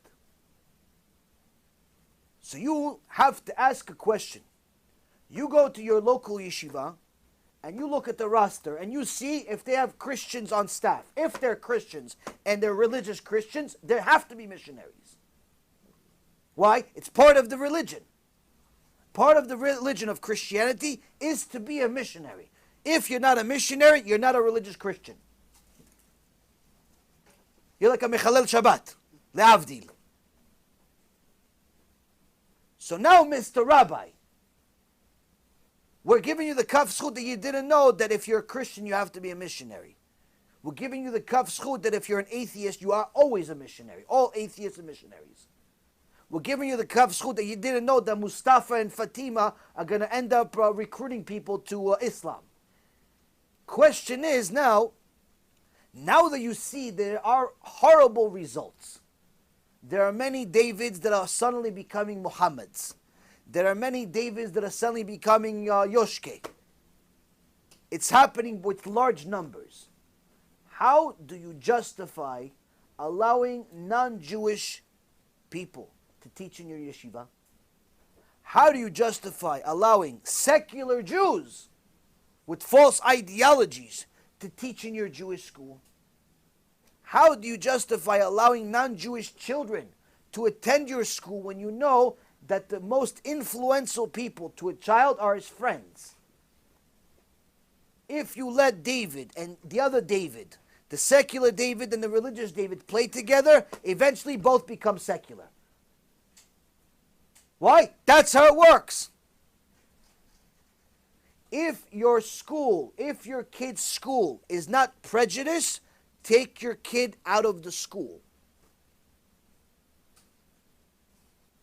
If your school, if your Jewish school is not prejudice against other religions, not hates them and throws rocks at them and wants violence, I mean, does not allow other religions inside the Jewish school. In fact, even the religious Jews have to be monitored, because sometimes they look religious but don't act so much. If your kid's school is not prejudice, take the kid out of school. Homeschool him. Send him to a better yeshiva. Why? You're going to have a disaster in your house if you don't. I get disaster after disaster on my phone as if it's 911. But unfortunately, by the time they get to me, it's too late. The kid already became Mustafa. The kid already became Ahmed. The kid already became Jose. The kid already became Yeshke. He already became something that he wasn't born that way. It's too late. She loves him. He loves her. They want to get married even though they have different religions. We'll work it out. We'll figure it out.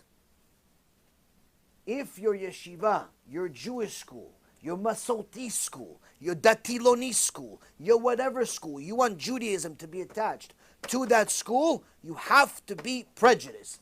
Prejudice with the students and prejudice with the teachers. If the school is not prejudiced, it's not a Jewish school. It's not a Jewish school, not anymore. Why? Because, Rabotai, the kav zchut that we give to Rashi Yeshivot is that they've delved so much into the Torah that they have no idea what they're dealing with. They don't realize that the number one mitzvah for a Christian is to missionize and get other Christians. One famous Christian missionary told Rabbi Daniel Asol, a very famous counter-missionary, who himself used to be missionary actually. One Christian missionary told him, when he asked him, why do you care so much about Jews? Why do you spend $250 million a year just on missionizing Jews in Israel? Forget about the rest of the world, it's billions.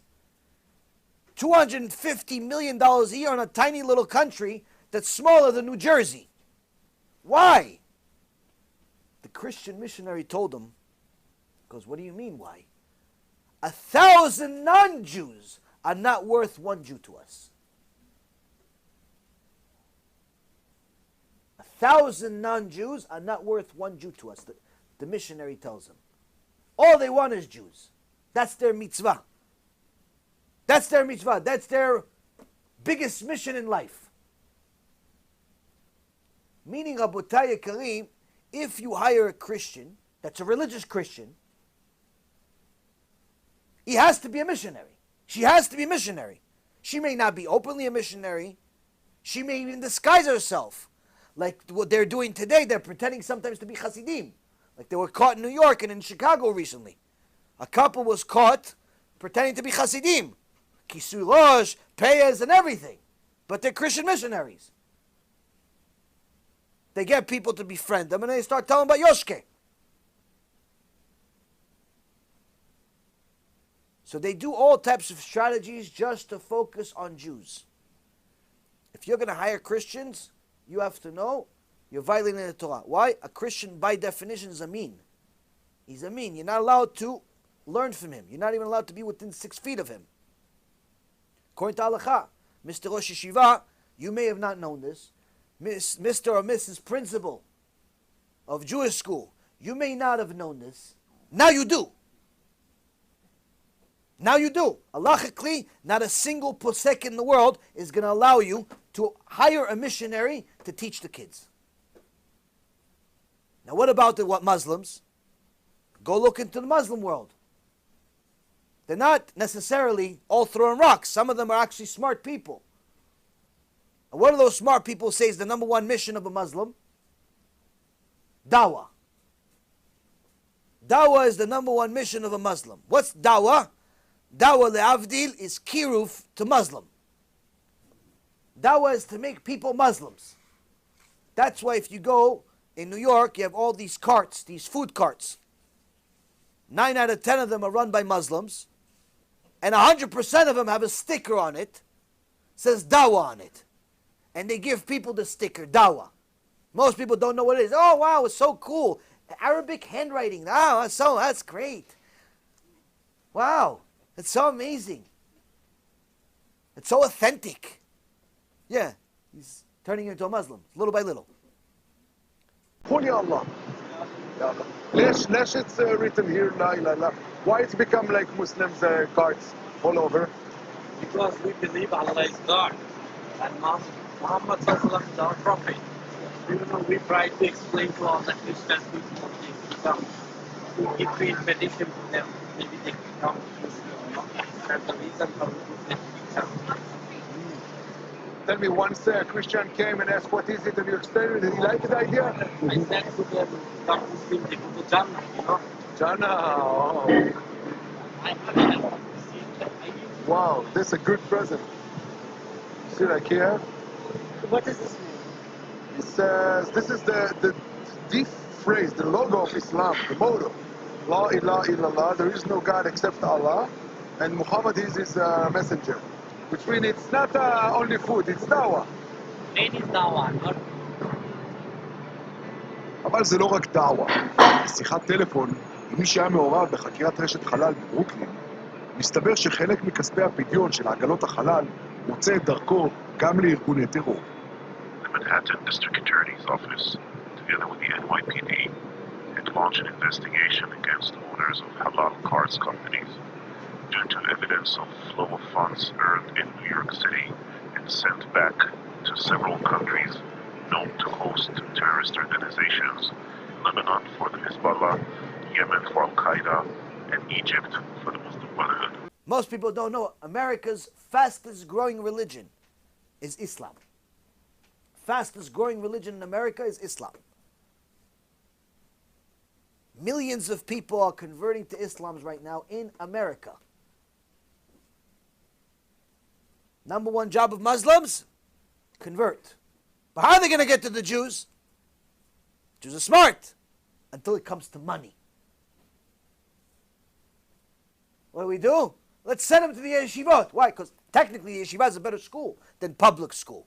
We'll just tell them, listen, you do you, we'll do us, we'll just go into your school. We're sending our little kids. Kids don't throw rocks. They're good. We'll send our kids. They'll learn with yours. They'll learn Shema Yisrael, Modeh Ani. Little Mustafa is going to do Modeh Ani, no problem. Why? Because little by little you're taking over the school until 85% of the school becomes full of Ahmads, Fatimas, and Mustafas. And then you wonder why your dear Moses became, or Moshe became Musa. And your Avraham became Ibrahim. You're surprised. No surprise. You allowed it as a parent. You allowed it as a Rosh Yeshiva. You allowed it as a principal of a Jewish school. By allowing a single kid that's not Jewish to attend your school, you simply made it a precedent that it's now allowed. You cannot say yes on one condition and no on 900 others. Same thing with teachers. If your school is not prejudiced, you simply cannot run the school. Now, Rabotai, people could say, I'm fanatic, I'm crazy, I'm a cult, I'm whatever you want, but no one can say this is false. All this is happening. All this is documented. When the Jewish people are donating $150 million a year to an organization and others like it, that their primary goal is to make good relationships between the church and the rabbis, we clearly have arrived at a time where the religious among us don't see anything wrong with it. Now, the Torah says there's a lot wrong with it. The prophet Malachi says, HaKadosh Baruch Hu told me, Et Esav saneti. I hate Esav. I hate him. Yaakov ahavti, vet Esav saneti. In a couple of weeks, we're going to hear about Yaakov Avinu's prophecy. Yaakov Avinu says to Hashem, Atzileni na miyad achi miyad Esav. Save me from the hand of my brother, save me from Esav. Chachamim say, wait a minute. His brother is Esav. Why does he mention it twice? He says, when he's his brother, he's much more dangerous than Esav. Why? When he's Esav, when he's the open Christian that tried to kill us for 2,000 years, we pretty much knew to run. We knew to run. The guy is coming to us with a dagger, with a sword, with his army, with everything. We knew to run away. Hopefully we survive. But when he's coming to us and saying, fellowship, Achi, my brother, let's be brothers, Achi. What? You want the rabbi to be in the White House? Give a bracha to Donald Trump? You want the rabbi to what? What do you want the rabbi to do? Well, put him. We have so much money we could buy a new White House. Build it for you if you want. Just let us do what we want in your place. When it comes to me as Achi, he's much more dangerous, Yaakov says. Why? Because it could fool even the wise among us. It could fool even the wise among us. Rabotai Karim, prejudice sounds like an awful word. most of the time it is an awful word. But there are times that it's necessary for survival. Your cells in your body have to be prejudiced against dead cells, against sick cells.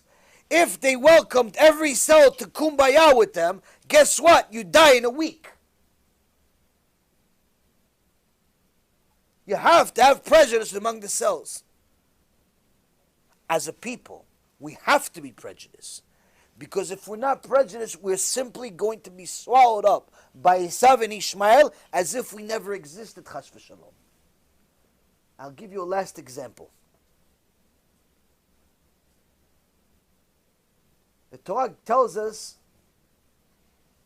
that we have a unique mitzvah of para aduma, the red heifer, the red cow.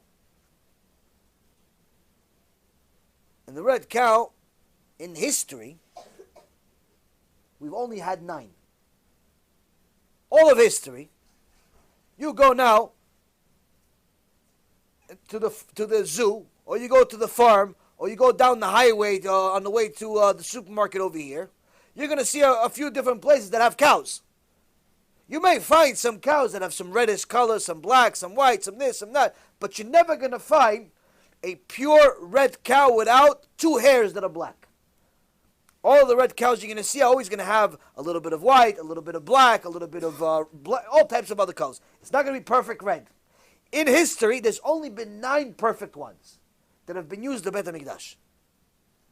They say that now there are two more that are candidates to be used for the Beit HaMikdash if it was built right now. But we have no Beit HaMikdash, so technically they're not valid right now. Why? Because we don't have a Beit HaMikdash. By the time we have Beit HaMikdash, something will go wrong. Now this mitzvah of red cow, the red heifer, is very unique. Why?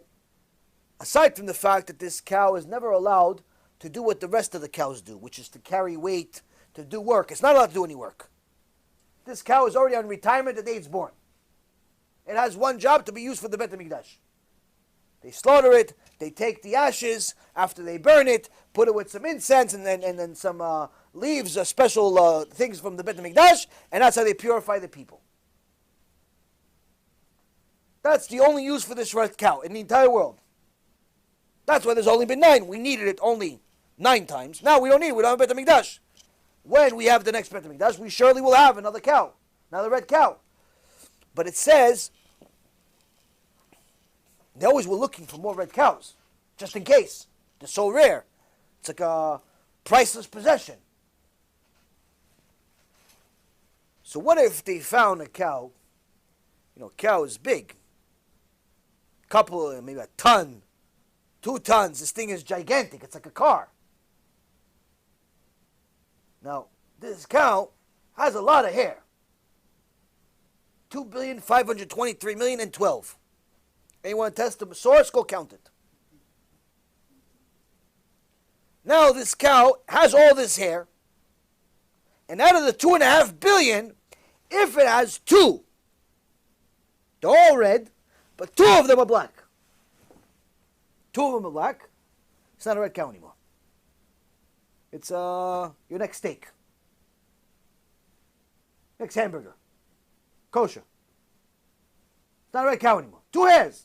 Now imagine I brought you a shidduch. Imagine I brought you a shidduch. I said, listen, shidduch, wow, amazing, good girl, this, everything great. Okay, Rabbi, I'm going to, no problem. Well, okay. Now, imagine, guy comes back, says, listen, it's not good for me. Why? What's wrong with her? She's a beautiful girl. Everything is good. She comes to a good house, mitzvot, yirat shamayim, everything is good. But she has 2 hairs that are black. It's not for me.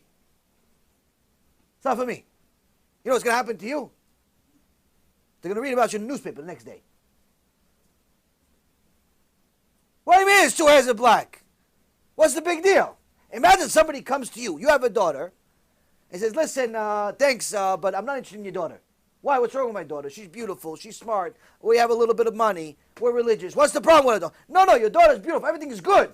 But she has like 2 hairs on her head. You know, her hair is black, but she has two hairs that are like red, or two hairs that are blonde, or two gray hairs. It's not for me. What are you going to do to this candidate that took your daughter on a date? Which window? The right or the left one you're throwing him?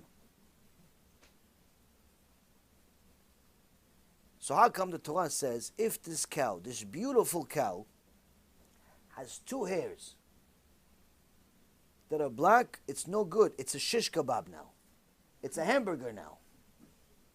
It's not a red cow anymore. Why? I mean, technically, you think about it. What can you do with these two hairs? What's the big deal? Dye the hairs. You go to the local hair salon. They'll give you a dye. Put some dye in the hairs. What? Now you have 100% red hairs. Big deal. Two hairs. Not even a minute.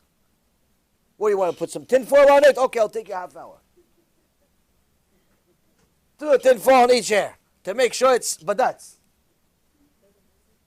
What? Okay, worse. Okay, you don't want to dye him because you're scared of the chemicals in the hair. We'll get you organic. Okay, you don't want to dye him? No problem. Here, one of the ladies over here is going to take you a tweezer, pluck out the hairs. What's the big deal? Pluck out the hairs. No one's going to notice. 2.5 billion, 512 million, and 10, not 12. No one's going to notice the two hairs. Why, you think people really count? Did you guys count? So you're just taking my words, 2.5 billion. So the point is, what's the big deal of the two hairs? Even more so, the Torah tells us, this red cow, zot chukat Torah. This cow is the entire Torah. This cow is the law of the entire Torah. When Shlomo HaMelech saw this, he says, this is far from me. I thought I knew it, but it's far away from me. Say to Shlomo, what? You thought you knew the mitzvah of red cow, you understood it, but now that you see this whole balagan with the two hairs, and how they purify or impurify, all that stuff, now, he goes, no. I thought I knew Torah, Shlomo Melech says. I thought I understood the entire Torah until I saw I don't understand anything. Why? I understand that the red cow is beyond logic. That means the entire Torah is beyond human logic. You could understand certain things, but the real essence of a Torah, impossible for a human being to understand. Meaning, Rabotai Kareem, what can we learn from this cow? We can't learn all the secrets of the Torah, but we can learn one major secret. That every single person could learn from this, whether you're smart or not, Jew or Gentile, whoever you are. You can learn this. This is from the Torah. And that is, HaKadosh Baruch Hu expects perfection. When it comes to his mitzvot, he wants perfection. When it comes to his yeshivot, he wants perfection. He doesn't want Mustafa inside a Jewish school. He doesn't want Yoshke inside your synagogue. He doesn't want it. He doesn't want it. Why? You have his children on the line. Every day in your tefillah, after Amidah, what do you say? You say the Yiratzon after the Amidah, you take 3 steps, and then everybody says something, they forget what they even say. What do you really say? You're saying to Hashem, grant us our portion in Torah to perform your statutes of your will, and to serve you belevav shalem. Le'avdecha belevav shalem, to serve you wholeheartedly. What does it mean to serve Hashem wholeheartedly? What does it mean? It means that when you serve Hashem, you shouldn't have anything else. Not your money, not your job, not your wife, not your husband, not your kids, not your opportunities, not your failures, not your miserable situation, not your great situation, not your shoes, not the basketball team, not the stock market. Nothing on your mind when you pray to HaKadosh Baruch Hu. HaKadosh Baruch Hu, when you serve him himself alone. That's it. Someone came and told me, I don't understand why Hashem is giving me so many problems. I don't feel like he's helping me. The conversation develops and he tells me, yeah, well, I'm not so perfect with Shabbat, and my wife is not exactly modest, and there's a few things I need to work on, but still, maybe if Hashem helped me more, maybe I could do more. Now, what did we learn today? We learned two things. Number one, Rabotai, we have to give kaf zchut. One of the things we have to give kaf zchut to is a Kadosh Baruch Hu. If he's causing you suffering, you should be sure it's for your interest. It's for your interest. Why? Because he expects you to serve him wholeheartedly. He expects you to serve him completely. When your Shabbat is 99%, you only burn 1% of the Shabbat. You only drove for 5 minutes in the Shabbat. You only played with your phone for 10 minutes in the Shabbat. You only wore a mini skirt only for a half hour today, outside, when people saw, and all the avirot in the world were made. You only desecrated Hashem's name for 15 hours a day, not the whole 24. You only did this and you only did that. What's the kaf zchut you should give? You should give Hashem the kaf zchut if he's giving you suffering. Why? Because the reality is, if he judged you like you serve him, he'd kill you right now.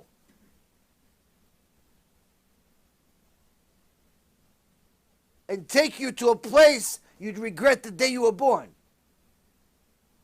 When HaKadosh Baruch Hu gives us suffering, whether it's a heartache, or a headache, or a toothache, or a footache, or a bank ache, or a mortgage ache, or a wife ache, and a husband ache, and whatever ache we have, it's all because of our ma'asim, because we're not serving Hashem 100%. Belevav shalem. Why? Because we have our mind on different things. This is not just for us, this is also for the Talmidei Chachamim, the Reshei Yeshivot. Sometimes they're so busy running the yeshiva, they don't monitor who's the teacher. So they hire a Mustafa or Yoshke to teach. Sometimes they're so tight for money, they just close the eye when Mustafa and the other guy want to come and become one of the students in a Jewish school. They're not doing it on purpose. They're not doing it to put your kids at risk. But nonetheless, that doesn't change the outcome. It doesn't change the risk. The risk is still there. Whether you meant it or not, if you shot somebody and he died, he still died. Whether you meant it or not, if you ran him over with a car, whether it was an accident or not, he still died. He still died. It's still the outcome. When HaKadosh Baruch Hu is punishing us, he's trying to redirect us, to fix something. To fix something, to fix something, to fix something, and eventually arrive at serving Hashem completely. If we serve Hashem completely, you'll see that your life becomes more complete. You'll see that you'll understand your problems. You see that you'll understand your Kiddush Hashem that you have. Your all the issues that you have in your life, you'll start understanding it. You start understanding all the good that you have, all the bad that you have, all the trouble you have, all the amazing miracles you have. When you serve Hashem belevav shalem. Rabotai, right now as a nation, the situation is simply getting to a point where we are forcing Hashem to get involved.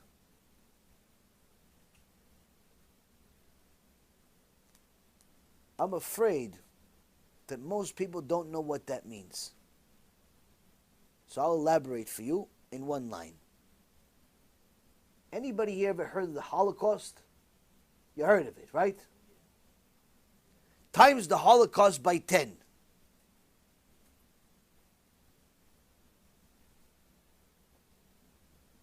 Why? That's what the Chafetz Chaim says is what's going to happen at Gog uMagog if we don't do tshuva. He said, Beruach Kodsho, World War is going to make, the First World War is going to make any other war before it seem like child's play. The Second World War is going to make the First World War look like child's play, which it did.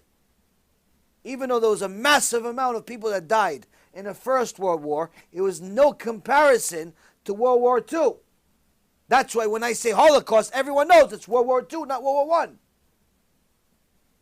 Most people don't even know anything about World War I. But everybody heard of World War II. Everybody heard of the Holocaust. Everybody heard about 6 million dead Jews. Everybody heard about tens of millions of non-Jews dead. Everybody heard. Well, you should hear about this also. Chafetz Chaim says, the third part will Gog uMagog will make the second part, World War II, seem like child's play, like kindergarten. If we continue to allow Esav and Ishmael to teach and attend our yeshivot, our synagogues, our communities, with no boundaries, with no just completely nonchalant about the whole thing, Rabotai, you're going to see a Holocaust. Hashem yirachem aleinu when we see it. Because this is what we're causing ourselves. Hashem only gets involved because he's trying to save us. Everyone always asks, where was God during the Holocaust? Rav Avigdor Miller says, where were the Jews a day before the Holocaust? They were doing the same thing they're doing today. 80% intermarriage in many places. All types of kfirah, assimilation, atheism. Everything that's happening today happened right before the Holocaust. Actually, today it's worse. Today it's worse. Back then it was mostly with Esav. Today it's with Esav and Ishmael. You have to do whatever you can to protect yourself and protect your kids. You have kids, your friends have kids, your family has kids. You have to start checking what yeshiva are they going to, what community are they going to, what Beit Knesset are they going to, who is the speaker, who is the teacher. It doesn't matter what they teach. Whether they teach Torah, or they teach science, or they teach gym. What, there's no smart Jewish people that know math? Last I checked, the most amount of Nobel Prize winners are Jews. Well, there's no smart Jews with a keep on that can teach you science. All the people that know science are kufrim. There's no smart Jewish people that know how to teach you English. What, every religious guy is illiterate? No one knows how to spell. No one knows vowels. No one knows verbs. No one knows algebra. We can't find a single Jew to teach something that's secular knowledge too. We have to go to the goyim. We have to go to the secular people that have an upside down life, an upside down mind, that are forcing our kids to also have it. Why do we have to force Hashem to get involved? Why? Didn't we learn from all the chorbanot that happened for the last 2,000 years? Ribono shel olam, you didn't see enough death? You want more?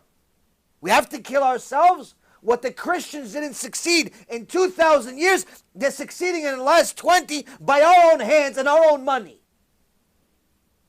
Do you understand that if you donate to these wicked organizations that promote friendship with Esav and Ishmael, you are murdering your own kids? When Mustafa and Yoshke show up at your Beit Knesset on some board of directors, that's your money that went for it. When you donate to fake kiruv organizations that have fake speakers that tell you there's no punishment, everyone's going to Gan Eden, everything is great, opposite of what Torah is, you're murdering your own kids when you invite them. You're murdering your own kids when you donate to these organizations.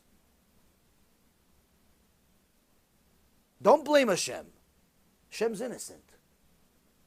If Hashem gets involved, that's to save you from your own problems. If Hashem makes a Holocaust, that's to save you from the problems you caused, from everything you did, what we did with our hands. He gave us the kids as something to take care of.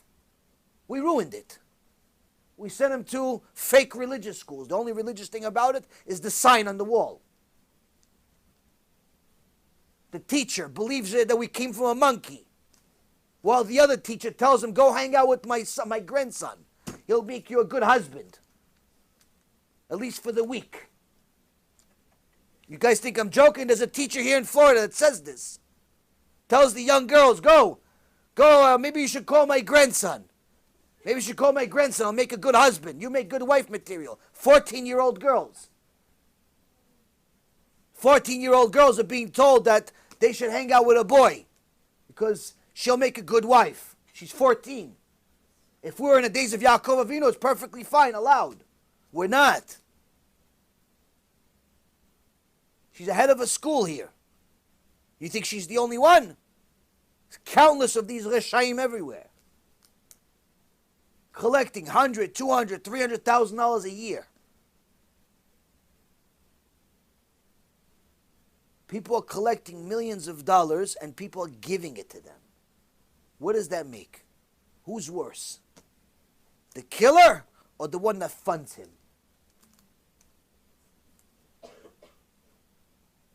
Who's the killer? Killer is the one that tells you came from a monkey. Yeah, but that's all he knows. He knows how to kill. You can't get mad at a shark for eating somebody. That's what a shark does. You can get mad at whoever funded him. You can get mad at who pays for this teacher to teach at a Jewish school. Who told you to jump in the pool when there's sharks inside? Who told you to do all this? Who paid for this school? Who continues to pay for this school? Who continues to donate to these fake organizations that call themselves Jewish? There's nothing Jewish about them.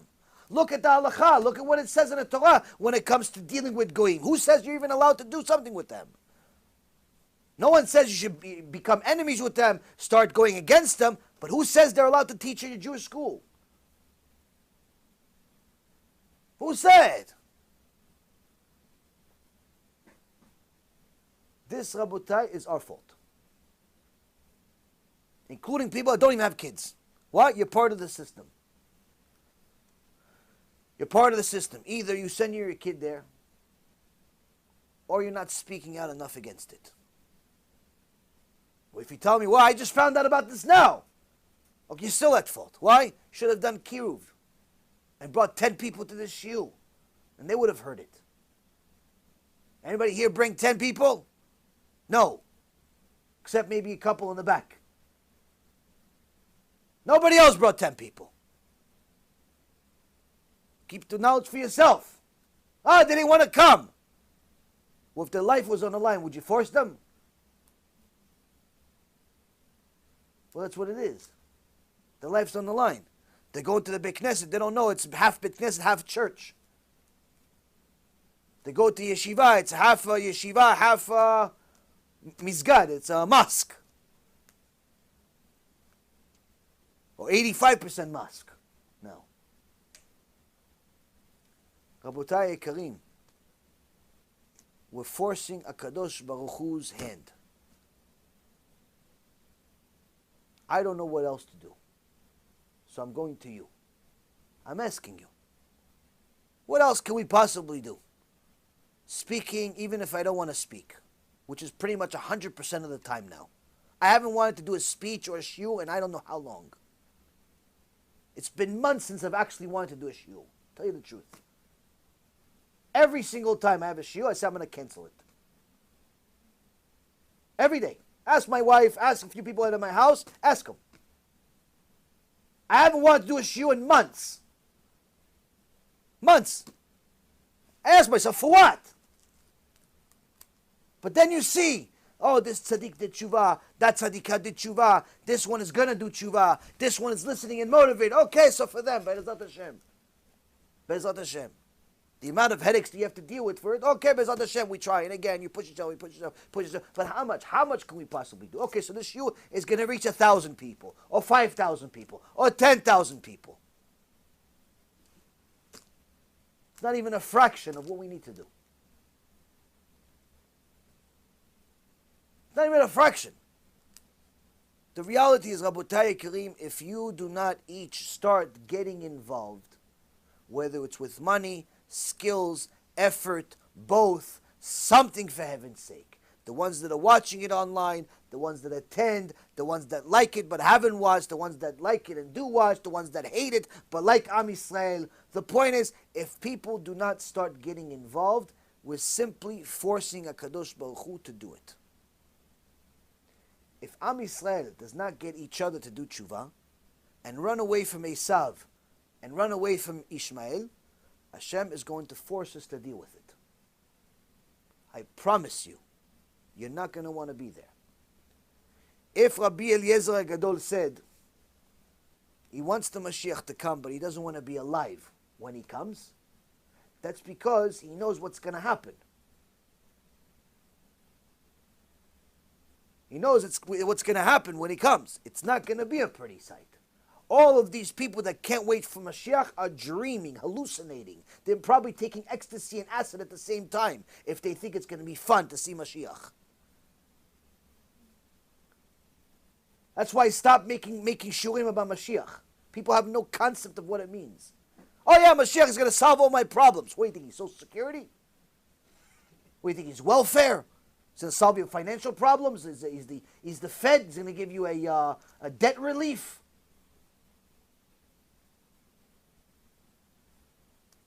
Mashiach comes in Gog and Magog. Mashiach comes in a war. If we don't start fighting the war now, spiritually, by fixing ourselves, fixing our community, demanding that our yeshivot and Jewish schools, whether they're really religious or halfway religious, demanding that the minimum requirement be met to meet the halacha of it being a Jewish school. You call yourself a Jewish school? Okay, make sure everybody here is Jewish. Is that too much to ask? If you're going to go to a Christian school, you're not going to find Jewish teachers. Unless they like Christians. Unless they've become a Christian. You're not going to see Rav Ovadia teaching at Christians Anonymous or something. Or Mother Teresa or something. You're not going to see it. You're not going to see it. Why? The Christians won't have it. It's not that Rav Ovadia wouldn't do it. Of course he wouldn't do it. But the point is the Christians wouldn't have it. Why? It's the wrong ideology. You're going to convert all of us to Judaism. What do you mean? How could we have a rabbi teach at our church? So how come we're having them in our yeshivot? And don't let anyone fool you. Someone that's an atheist is very religious. He's probably more religious than anybody here. An atheist person is more religious than a Haredi. Why? Atheist people, they feel a uncontrollable desire to make everybody else around them atheist. They cannot let you live with your beliefs so long as they're atheists. They're the most religious people that exist. I wish we were as religious and zealous as atheist people. This is why, Rabotai Karim, you have to understand. We have to demand a little bit from ourselves and also a little bit from our communities.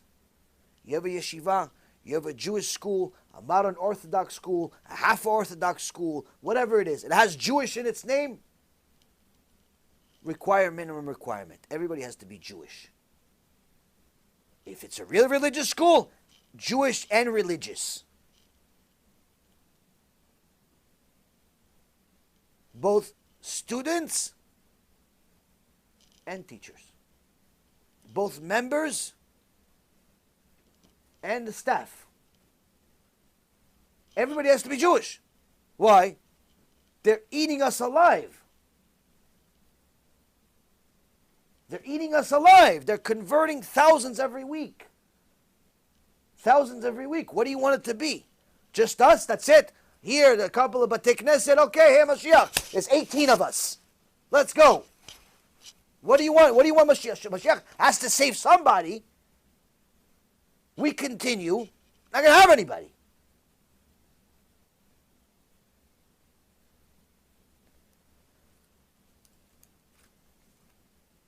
So, kaf zchut to all of the Rashi Yeshivot and the principals of these Jewish schools is they simply got so busy and so pressured that they simply didn't pay attention. While Mustafa and Ishmael and Esav and all of their other little tentacles were infiltrating their young neshamot that they were responsible for. They didn't know that the atheists were doing something. They didn't know that the missionaries were doing something. They didn't know that the Arabs were doing something. They didn't know. They were busy. Busy building the school, busy expanding it, busy paying for it, busy teaching, busy learning, no problem. You want to continue being busy? Find a new job.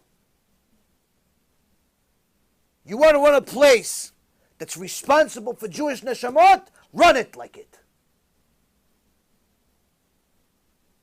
Run it like you're supposed to.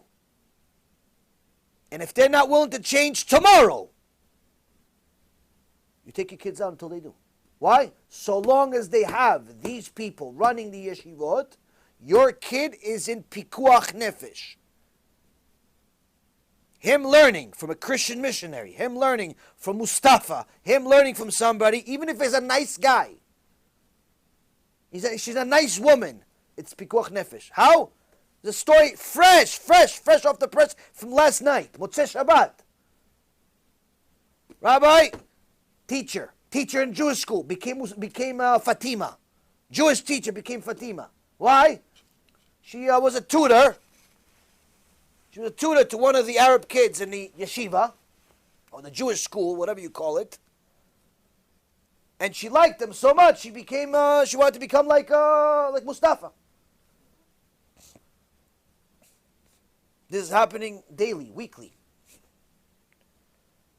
You have to do something. You have kids, don't send your kids to school if they can't change. That's my suggestion. Don't have to listen to me. But don't say you weren't warned. Don't say you weren't warned. Don't say, no, I didn't know that my kid, because everybody tells me, no, my kids, they're strong. My kids, they know. I taught them. My kids, they're not going to become friends with all these people. No. My kids, they know, we in this house, we believe in Torah, we believe in mitzvot. My kids are never going to fall for that. And you know who the same exact people that come to me and say, oh, I can't believe it, my kid did this, my kid that. The same exact parents said, no, my kid is not going to do it. Nobody thinks that their kids are at risk. Nobody thinks that they themselves are at risk. Nobody. That's why the sickness that we have right now is so dangerous. But that's also why we have to act on it right away. If you don't act on it, if you don't do something about it, you don't demand that the teachers in your yeshivot and Jewish schools are at least Jewish and religious, where at least you know what they're going to teach them. They have chazakah that this is the knowledge that they know because they grew up this way. You have a better chance of success. Doesn't necessarily give you a foolproof system, because the ones that I told you that believe they came from a monkey, or the ones that's offering our son or grandson as a korban to all the girls in the school, they actually are religious. Or they call themselves religious. I don't know, religious for Amalek, but they call themselves Jewish too. It's Erev Rav that they are. Rabotai, you have to do your job as parents, you have to do your jobs as community leaders, you have to do your job as simple Jews. You have to do your job. B'ezrat Hashem, this gives everybody enough chizuk to do something. Something, and hopefully the picture starts improving and we do not force HaKadosh Baruch Hu's hand, because I promise you He doesn't want to do it. He wants us to do it. If He wanted to do it, He would have already done it 2,000 years ago. B'ezrat Hashem, this gives us enough chizuk to get closer and closer to where HaKadosh Baruch Hu wants us to be, and not to a place that He doesn't want us to be. But until then, if you see trouble in your life, know for sure that it's HaKadosh Baruch Hu that's doing it, because that's the best option you've made for yourself. Anything else would be a much worse option. Anything else would be a much worse option. Hashem is giving you suffering now, struggle now, because you did something to deserve it. But I promise you, He's giving you that in order to redirect you into a better direction. Anything else would be worse. Not because that's all the choices that are available. That's just all the choices that are available to you, based on your actions for now. If you improve, the choices will change. Choices will change, and He'll give you better choices. But until you change, Hashem cannot change. B'ezrat Hashem, this gives us enough chizuk to change. And laat get to where we need to be. Baruch Adonai L'olam.